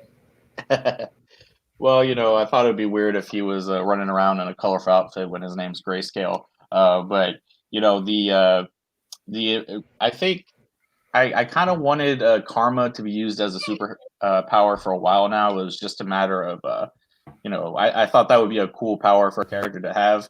It was just a matter of figuring out what the right character to inhabit that. And the ideas kind of built upon each other, and eventually, I came up with Grayscale because he's kind of the shade of gray in between black and white morality. So he can see people's karma, and visually, that's represented as this aura that surrounds every single human. So if you're really evil, you'll have this dark, black, menacing aura surrounding you. And and if you're like a really good person, you'll have this angelic, glowing white aura, like you're a saint. So it's a lot of visual symbolism and stuff like that. And while I definitely consider Grayscale a hero, he is kind of more in the vein of the edgy anti-heroes that I love so much from the 1990s. So it's kind of fitting that he is that kind of shade of gray in between. Well, hello, what do we have here? Yeah, that's I love that image. That's probably my favorite image that's been produced for the book so far. That's you kind of get a hint of what Grayscale looks like underneath the mask with his secret identity, and here he is embracing his love interest in the book, which she'll play a very, very integral role in the book. So we'll definitely get to know the man behind the mask. So he is wearing a mask. I was actually wondering if that was just like he's got like this really creepy, weird face, or if that was a mask he's wearing. But he does actually have gray hair. Yes, yeah, it's funny. Yeah, a lot of people think that like they're wondering, is he like a mutant or something? Like, is that what he looks like? But no, yeah, it is a mask. We wanted to make the mask somewhat unique. I think the fact that the mask has that creepy smile on it is really a good visual. It gives you a good idea of what he's all about because while he's beating the crap out of the bad guys, he likes to talk trash in the process and taunt his opponents and have a good time. And so yeah, he's I think I really like the way that turned out. And it was no small task to make a gray character look visually interesting because it really does kind of go against the theory of superheroes where they're supposed to have these outrageous, colorful costumes.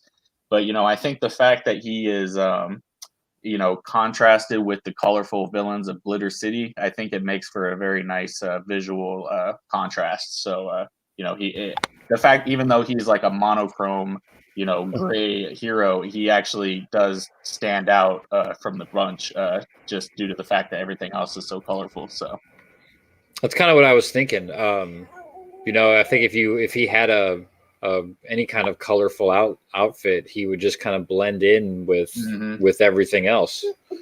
So by taking the color away from him, you actually make him stand out.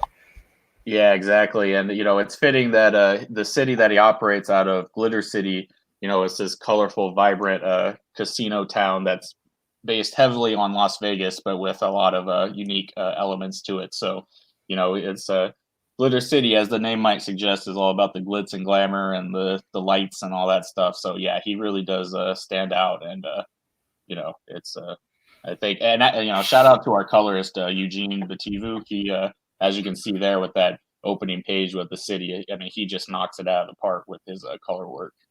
Yeah, I like the coloring in this a whole lot. I think PK has seriously upped his game in his drawing style and everything. And I just want to go back and touch on Grayscale's coloring real quick.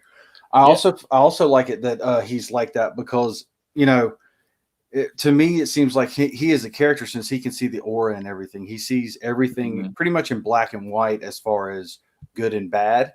And so I think him being that gray and black and white mixed together, it kind of gives into his psyche of the character as to the way that he sees things, because it would be kind of weird if someone who sees things as very much right and wrong coming in with a incredibly colored uniform or whatever.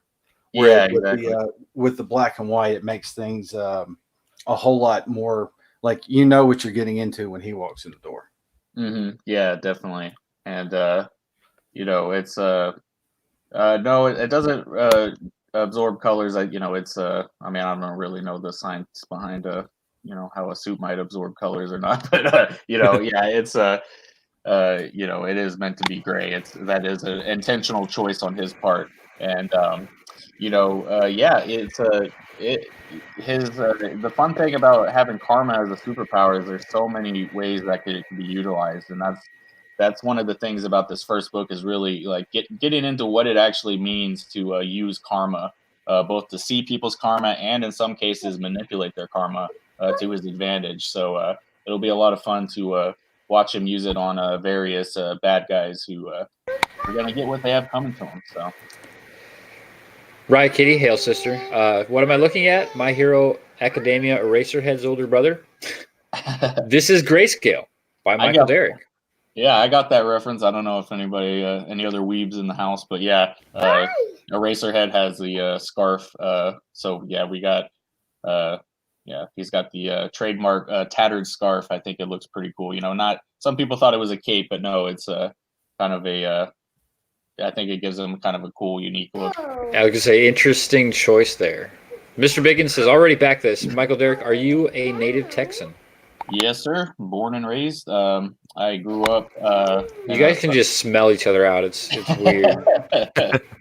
I never feel like I have that thick of a Texas accent, but I guess I do. But yeah, I mean, I grew up outside of San Antonio, and then I moved to the Austin area a few years ago. So yeah, born and raised in Texas. Never want to leave. Love it here. Yeah. So I would like to visit Las Vegas one day, just for my own street cred. I mean, I'm writing a book that's based out of a fictional version of Las Vegas. I think I should probably pay to visit at least once. I was gonna say, like, okay, so you've modeled Glitter City after Vegas, but you've never actually been to Vegas. Hey man, it's all about the imagination, Well, that's true. That just makes you a good writer. Yeah, I mean, you wrote Abductables. I assume you've never been to space. Well, actually, we won't get into that, but yeah. Sounds like a story for another time, maybe. Yes. I'm signing up for the Space Force. We were just talking about that last night. Oh, shit. I want to be part of the Space Force. Yeah, I was on another stream. I forget which one, but they were kind of busting my chops about, because I said I'd never been to Vegas, but I want to go. But, I don't drink and I'm really not like a party animal or anything like that. And I probably want to avoid gambling because I would probably be the guy that blows all his money. But, I think there's still some fun stuff for like a boring guy like me to do. I kind of, maybe I'll go see Penn and Teller or something like that. I don't know. I think it would still be fun to go to, even though I'm not about the party lifestyle. Well, let's see what we got for what you offering us for tiers this time around here. Yeah, so an EP tier. That's cool. Yeah. So this is our highest level tier. This is the executive producer. This gets you literally everything. So you'll get 4 copies of the book. You'll get the proof copy, which is the original copy the printer sends you. Oh, damn. Yeah, before you check for errors or any inconsistencies to get a first look of exactly how it's going to look in print. And all of these copies are going to be signed by me and bagged and boarded. You also get the Dark Ages Ashcan, which is an original sci-fi story written and drawn by PK. That's for other backers, that is an add-on perk, but for here, that will be included for free. This executive producer perk will also include the writer doodle, which is another add-on perk. I'm doing head sketches, or really it's going to be a full-on drawing, but done by me in my cartoony art style. Before I started writing comics and the way I do now, I did some web comics, and you can kind of get an idea of my art style with my avatar here. But yeah, so that'll be included as well. And the biggest, to me, I think the biggest drawing, the best thing about this executive producer perk is that you'll actually get your name listed with the rest of the creative team on the credits page and on the front cover. So you'll literally be, to list writer, artist, colorist, letterer, and then executive producer, and that could be you. So, and you get all that for 200. Again, that is our highest level perk. So, any high rollers out there want to, get everything we have to offer with Grayscale, I definitely recommend that. It is a one and done. There's only one of these available, so get it while you can. Sounds like a Chris Evans tier to me. Chris Evans is all about that. I like these tiers because if you're not a creative person, but you want to have your name on a book to have and hold for all eternity, boom. And $200 is a pretty good price for all the physical stuff that you get. Yeah. Plus getting your name credited in the book.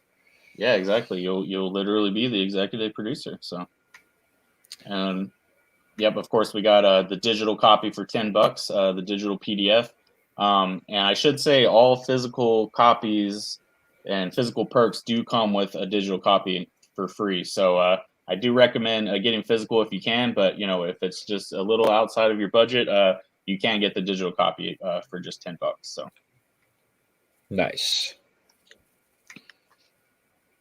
And here, the physical copy. This is the main book, 60 pages, full color, complete story. Hopefully, the first of many, but this will be a complete 3-act structure. Welcome to Glitter City is a complete tale unto itself, and you get all that for $15.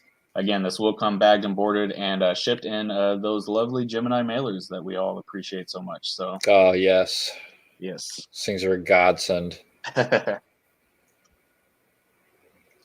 Oh, hello. Hello again. We meet again. And I like the way PK draws boobs. I think he loves the way he draws the boobs too. They're always just so big and perky. Yeah, he's always he's always getting on to me about in the script. I need to put more women in the script because he loves drawing women. So I definitely keep that in mind going forward. See, Chris Evans is I've been thinking about it, to be honest.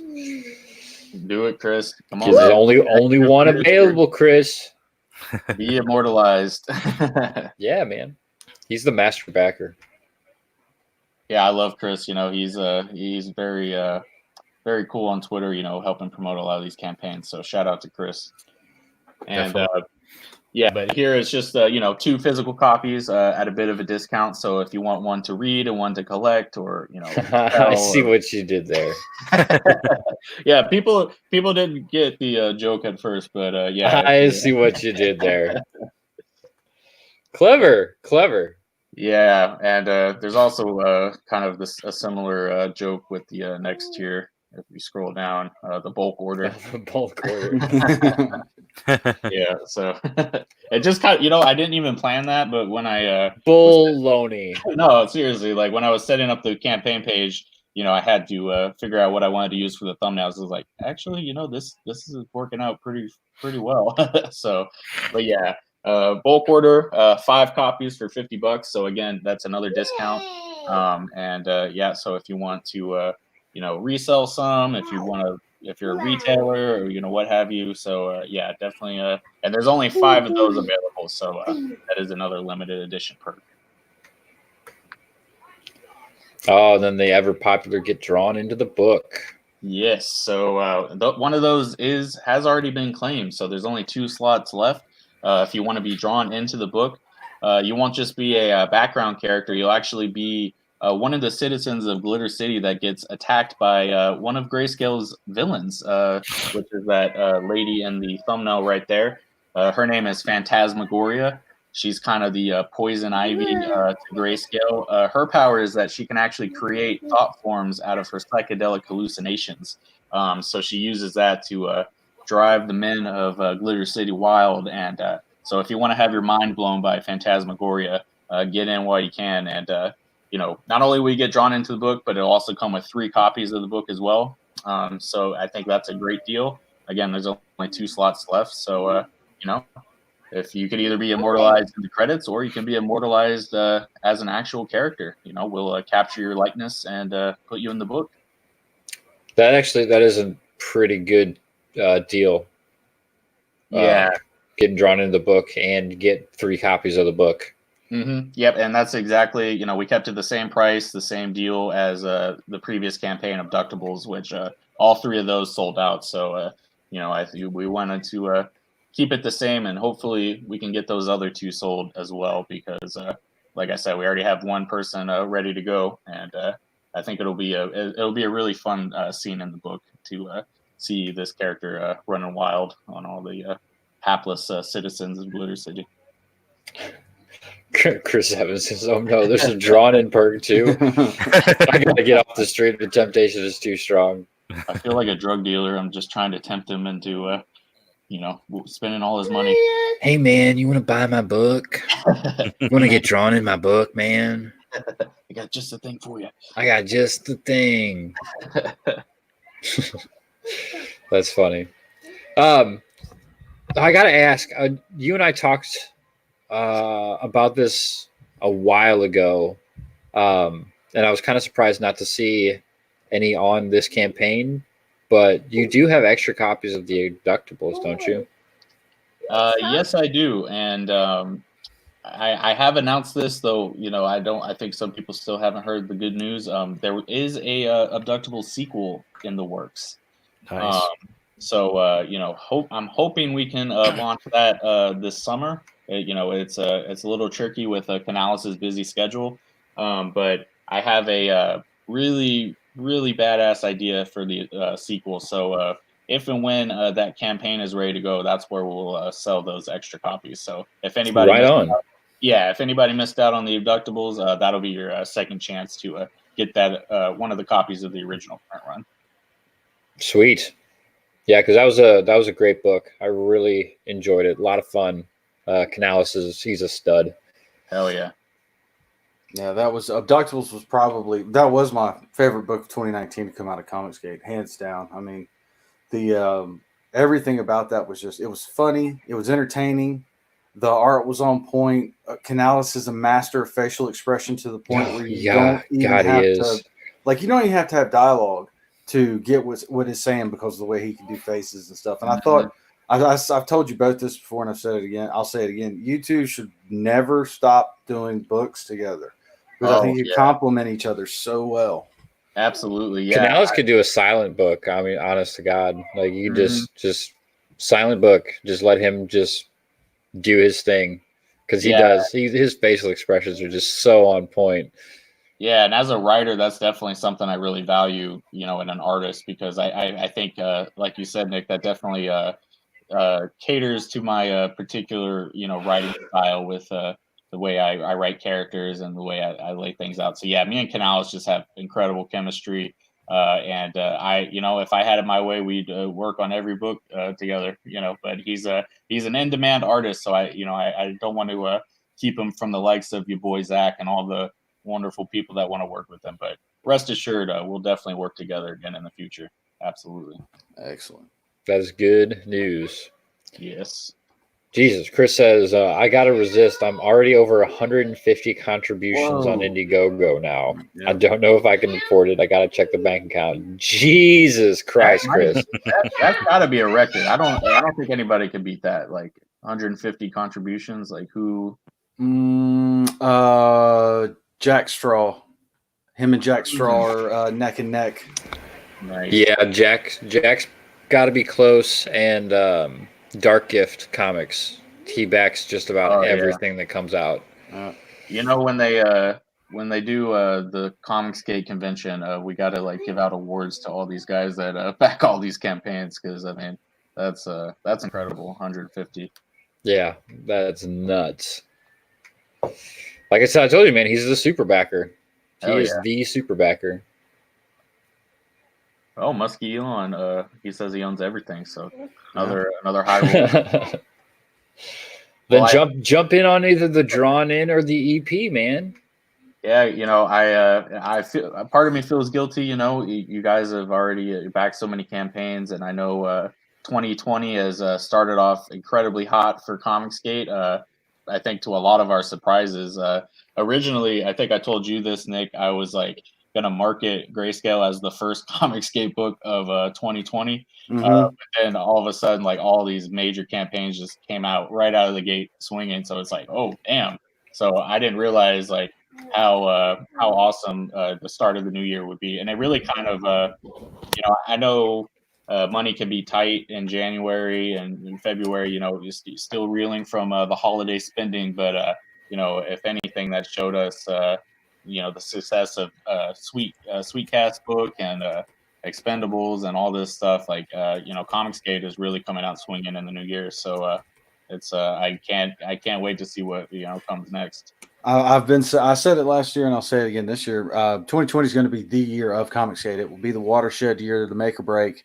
Mhm. And the like last year we were talking about the dead zone and everything, which is November and December, which that's understandable because you have Thanksgiving and then the traveling for Christmas and then buying of the Christmas gifts, and everything just kind of stops for a little while.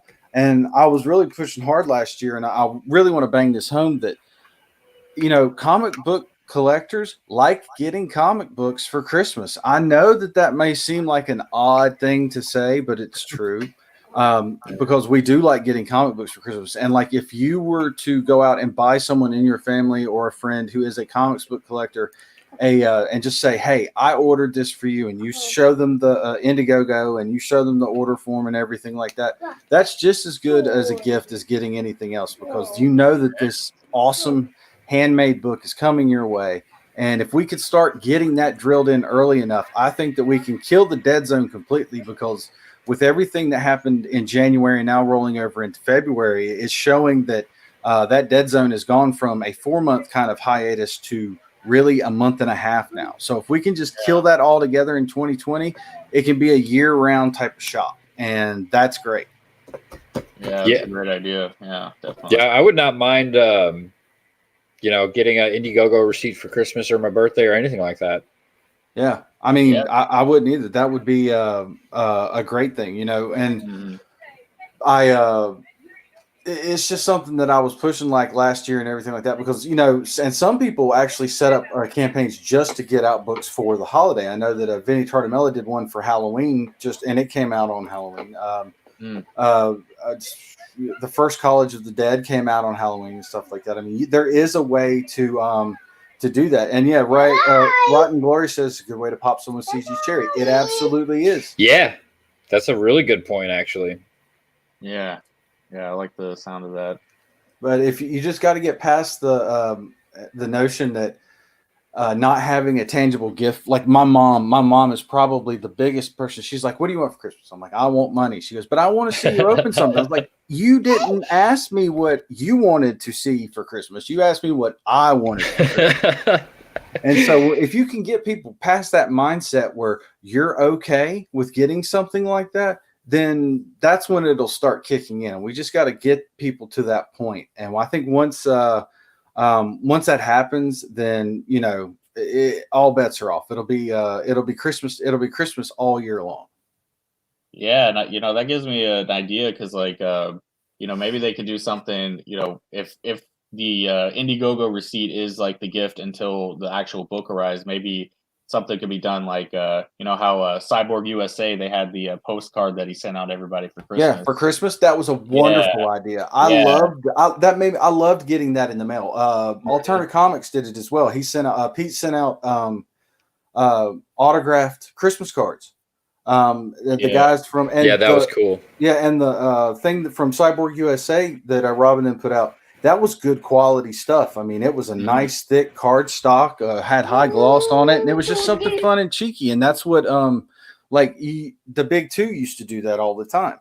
You know, Yeah, and it keeps the campaign in your mind. It reassures the backers, like, hey, the book is coming, and you know, it just builds more excitement, and you know, it definitely builds some goodwill with the backers. So yeah, I loved getting that in the mail from Rob Casey. So yeah, yeah, maybe we should all steal his idea and start doing postcards. bring it on. Yeah, bring it on. I mean, it's a great idea because, you know, it shows that that people haven't forgotten about you as the backer. You know, Yeah, and that that's a is great them idea. taking something out of their, you know, out of their wallets. They didn't have to offer to come up and do that.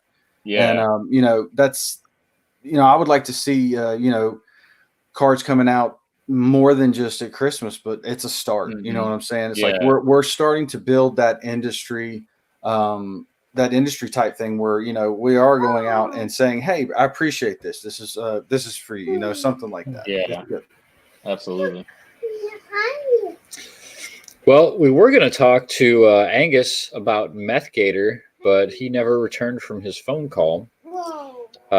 So I guess we will. Gators. God, I hope not. It sounds terrifying. Is he a Florida man? Because that sounds like a Florida man type of book. I'm not sure where Angus is from.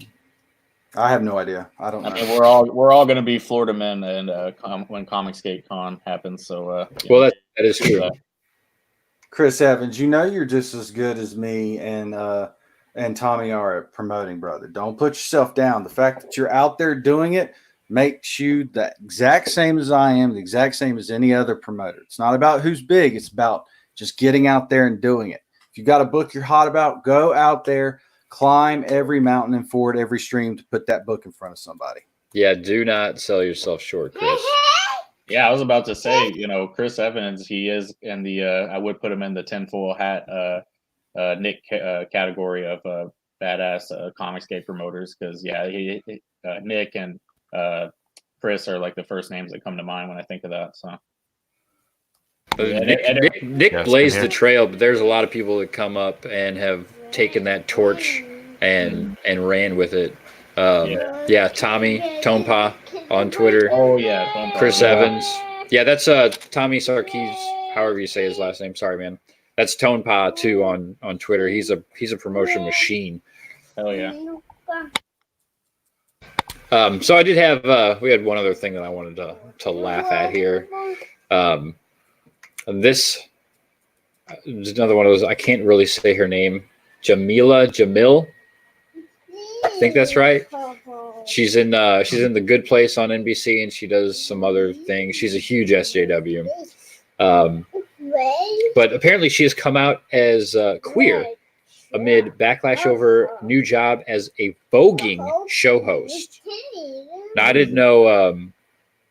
I mean, when I think of voguing, I think of like the Madonna video, you know, Vogue.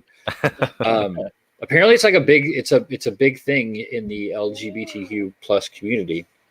Never heard of that. I hadn't either.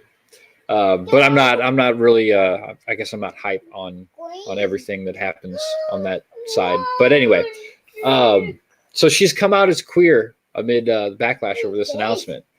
So it says earlier this week, it was revealed that Jamil would be the MC for the new HBO Max series Legendary, and the response was universal backlash, as per Out Magazine, who noted that she is a woman who many do not know to be queer or trans, and who seemingly has no connection to ballroom. I didn't know what that meant either. What they meant by ballroom. I would think ballroom dance competitions. Yeah, that's what I was thinking too. But I'm still struggling to put voguing and ballroom dancing. You know, I don't know, man. There's so much I just don't know about that community. I'm trying though. I'm trying to learn. So, in response, Jamil's note explained that she put a rainbow on her Twitter profile a few years ago to note that she identifies as queer, but she never came out and said it. She wrote that when people asked what it signified, she would tell them, but that up until now, she kept it low because she was scared of the pain of being accused of performative bandwagon jumping. Now, isn't that exactly what she's doing? Isn't she doing the exact thing that she's saying that she didn't want to do by coming out as, you know, she's a lesbian, or I guess bisexual. I don't know. I don't know what the standard of queer is now. So they're basically calling her a poser. Yeah. Yeah. Mm. Yeah. And see, this is the thing, though. It's like what I don't like about this outing culture and stuff like that. It is that person's right and their decision whether they come out or not. They should not be forced to do this if they don't want to. It's up to them when they feel the time is right and they are ready. I mean, forcing somebody to do this just to put in a check mark or something like that is just like, it's heinously disingenuous on the people who are forcing her to do it. It's like, why would you do that? It's like, I don't understand that, because that she may not have had the conversation with family, with friends, or anything like this, but to avoid the backlash, which I think that's what this is all about, they forced her out, which is something that the LGBT community has always said was a no and a no-go with them, about forcing people out, being outed like that. And now they're doing it. It just goes to show that the people who once were being the mouthpieces and the spokesperson for these communities aren't running the ship anymore. It's all these SJWs with their agenda and stuff like that. This is wrong. Not her and not her sexual orientation or her choices, but her being forced to come out and do something that she may not have been ready for. Her family might have not been ready for. Her partner might have not been ready for. This is wrong. Yeah, this is a whole slew of bad. Theron Gale in the chat says, I unintentionally outed someone to their family late last year. It was bad. Yes, it can get very bad. That's not a position I would ever want to be in. That's the peak level of awkwardness. Shame for yourself. Like, God, what the fuck did I just do? Yeah, it's not. It's not a good thing, and this is a terrible way for this to start going, because I mean that is like one of the big moments and big things. Yeah, that's a big deal. Yeah, that is your choice, and no one should ever take that choice away from you, and you should never feel pressured to give up that choice. I mean, this isn't. Just everything about this irks me the wrong way. I knew this was going to trigger somebody. It really does show just how far the culture has shifted, though. Because back in the day, like you said, Nick, that was like a complete taboo to out somebody before they're ready, and now it's like the complete opposite. Like, you better out yourself, otherwise you're not down with the cause. So, I mean, yeah. I mean, and there's never mind. I'm not even gonna go there. Well, yeah, this whole thing started because. And I still don't understand what being queer has to do with voguing and ballroom dancing. Did we figure out what voguing is, or is it actually the Madonna thing? Because still a little unclear on that. Still a little unclear. Black Angus says he'll be back in a moment. I hate missing this discussion. Yeah, this is a good one. So she goes on to say, I didn't come from a family with anyone openly out. It's also scary as an actor to openly admit your sexuality, especially when you're already a brown female in your 30s, she wrote, before adding that she'll be taking a break from Twitter for a bit and that the note is absolutely not how I wanted to come out. See? I mean, they forced her into this situation because there's somebody sitting around. This is what drives me nuts about feminism these days, because feminism is all about a woman's choice, a woman making a choice, but she has to make the right choice or she's not that. This is something that's just as much on par to me as that is. This is a personal choice to come out. This is a statement where they're saying, and these people are brave for doing it when they do it. I mean, I know that people out there don't agree with the homosexual lifestyle or whatever, and that is your opinion. You're entitled to it. Well, guess what? My opinion is that they are brave when they do this because they are stepping out from behind a huge stigma. It's like with me and my PTSD and talking about it openly, and some of the other and my depression and some of the other stuff with my with some of the mental things that I've had to struggle with in difficulty times. It is something that you get to choose to talk about because it's you. It's not them. Screw them. And they should not have done this to her. Yeah, and then she goes on to clarify her position on Legendary, this show on HBO. I'm not the MC. I'm not the main host. I'm just a lead judge due to my 11 years of hosting experience, being fully impartial, a newcomer to ballroom, much of the audience will be, and therefore a window in for people who are just discovering it now, and being a longtime ally of the LGBTQ community. The radio presenter and model also noted that she understands her being queer does not qualify me as ballroom, but she has privilege and power and a large following to bring to this show. Oh, this is just bad.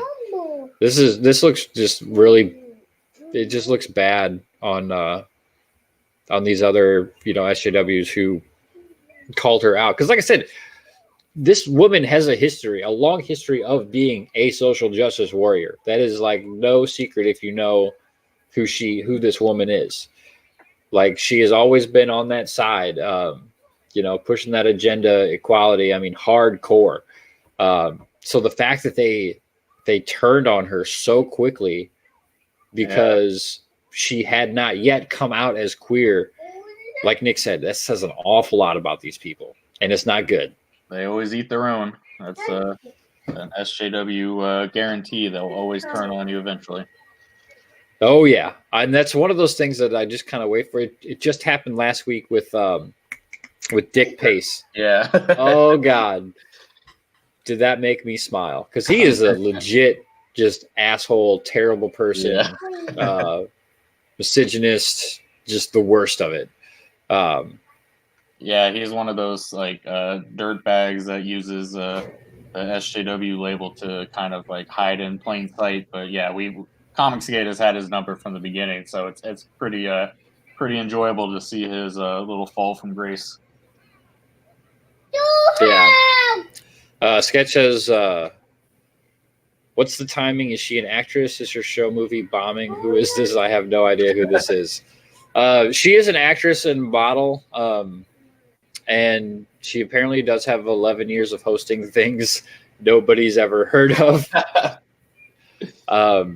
She, like I said, she's a big SJW. She's a big voice in the community. She does have a huge following on social media, and she's in that show, The Good Place. It's on NBC, I think. Pretty funny. And now she's literally Hitler. Yeah, and now she's awful because she wasn't queer. Then she came out as queer, which I'll be interested to see where it goes from here. Do they retract what they said? Is everything like better now? Because I don't know. This is such a weird thing. I don't know. Elasma says, I'm going to disagree. If she's an SJW, she no doubt would have done the same shit to her enemies. No sympathy for me. Yeah, that's true. That still doesn't make it right. Yeah, this is like I don't like this lady, but I don't agree with what they did to her. Yeah, it's just it's I pretty piss could care. poor. I have no idea who she is really. I could honestly care less. But it's just the fact that they made her and forced her to do that. They made her give up her right to her privacy to virtue signal and do all this stuff. And I'm sorry, but that is just the lowest common denominator and just of insidious SJWism, and I can't stand it. I hate it. They could have done the same thing to somebody who I truly despise, and I would say the exact same thing because A, it's none of nobody's business, and B, that should only be done once that person has had that difficult conversation with their family, with their partner, and with other people before it's made mainstream. I'm sorry, but that's your right as a human being to be able to decide when you get to say and do that. It's just the way that that's my opinion. That's just the way that I think. But that's crap. No, I agree. Samir says this stream is the polar opposite of War Campaign. Well, I mean, thank you. Yeah, awesome. Yeah, I'll take that as a compliment. We're not trying to be War Campaign. We are a part. Me and Nick are a part of War Campaign, but we're not. This isn't trying to be like a spinoff, really, per se. We're just having fun, laughing at woke people, and promoting good books. That's what we do. Hell yeah. And with that, I think we're going to go ahead and wrap it up. I'm sorry, Angus. We'll have to get you on another time, but it is the noon o'clock mark, and it is time to carry on the Saturday. So everybody in the chat, thank you guys for coming. Make sure you go check out and back these incredible books: Rockabilly Road Trip, Grayscale, Chaotic Flux. I also put up a new Teespring store for Arch City merch. If anybody wants an Arch City t-shirt, the link is in the description for that as well. I cut the price down like as much as I could. So like, I'm not like trying to like make a whole bunch of money off it. I'm just like, I thought it'd be cool if anybody wants an Arch City t-shirt, you can get an Arch City t-shirt. But yeah, check out these great books. Get on the Black Angus's Meth Gator mailing list, and make sure you tune in to Tinfoil Hat Nick's channel, also in the description for tomorrow's Sunday conversation. What do you got going on? Tomorrow, we are going to be joined by Scott Payne from Chaotic Flux, along with the typing terrorist Terry himself, Optimus Deadpool, Simon Simpothier, myself, Canales, and I think that's it. And Joseph Ball. Oh, the baller. We are going to have the Transformers stream. Everything Transformers, all Sunday. So we're gonna get it out of our systems, and we're gonna talk about the one thing that we all seem to love more than anything else on the planet. Are you gonna be talking about the new Beast Wars movie? Boo. Yes, we will be. But yeah, I'm not. I'm not the world's biggest Transformers fan, but I'll definitely check that out because it'll be interesting to hear y'all's take on everything. So cool. Oh, it'll be fun. It'll be a lot of fun. That promises to be a awesome show. I can't wait for it. But yes, thank you once again for coming on the weekend woke up call on this early Saturday morning. Michael, Scott, it's great having you guys. Always welcome to come back on whenever we got space. Everybody in the chat, hail to you guys. Thank you so much for hanging out with us. You guys have been absolutely wonderful, as always. I love you all. We will see you Tuesday for another episode of CG Jumpstart Between the Panels. Until then, see you later. Bye. Peace.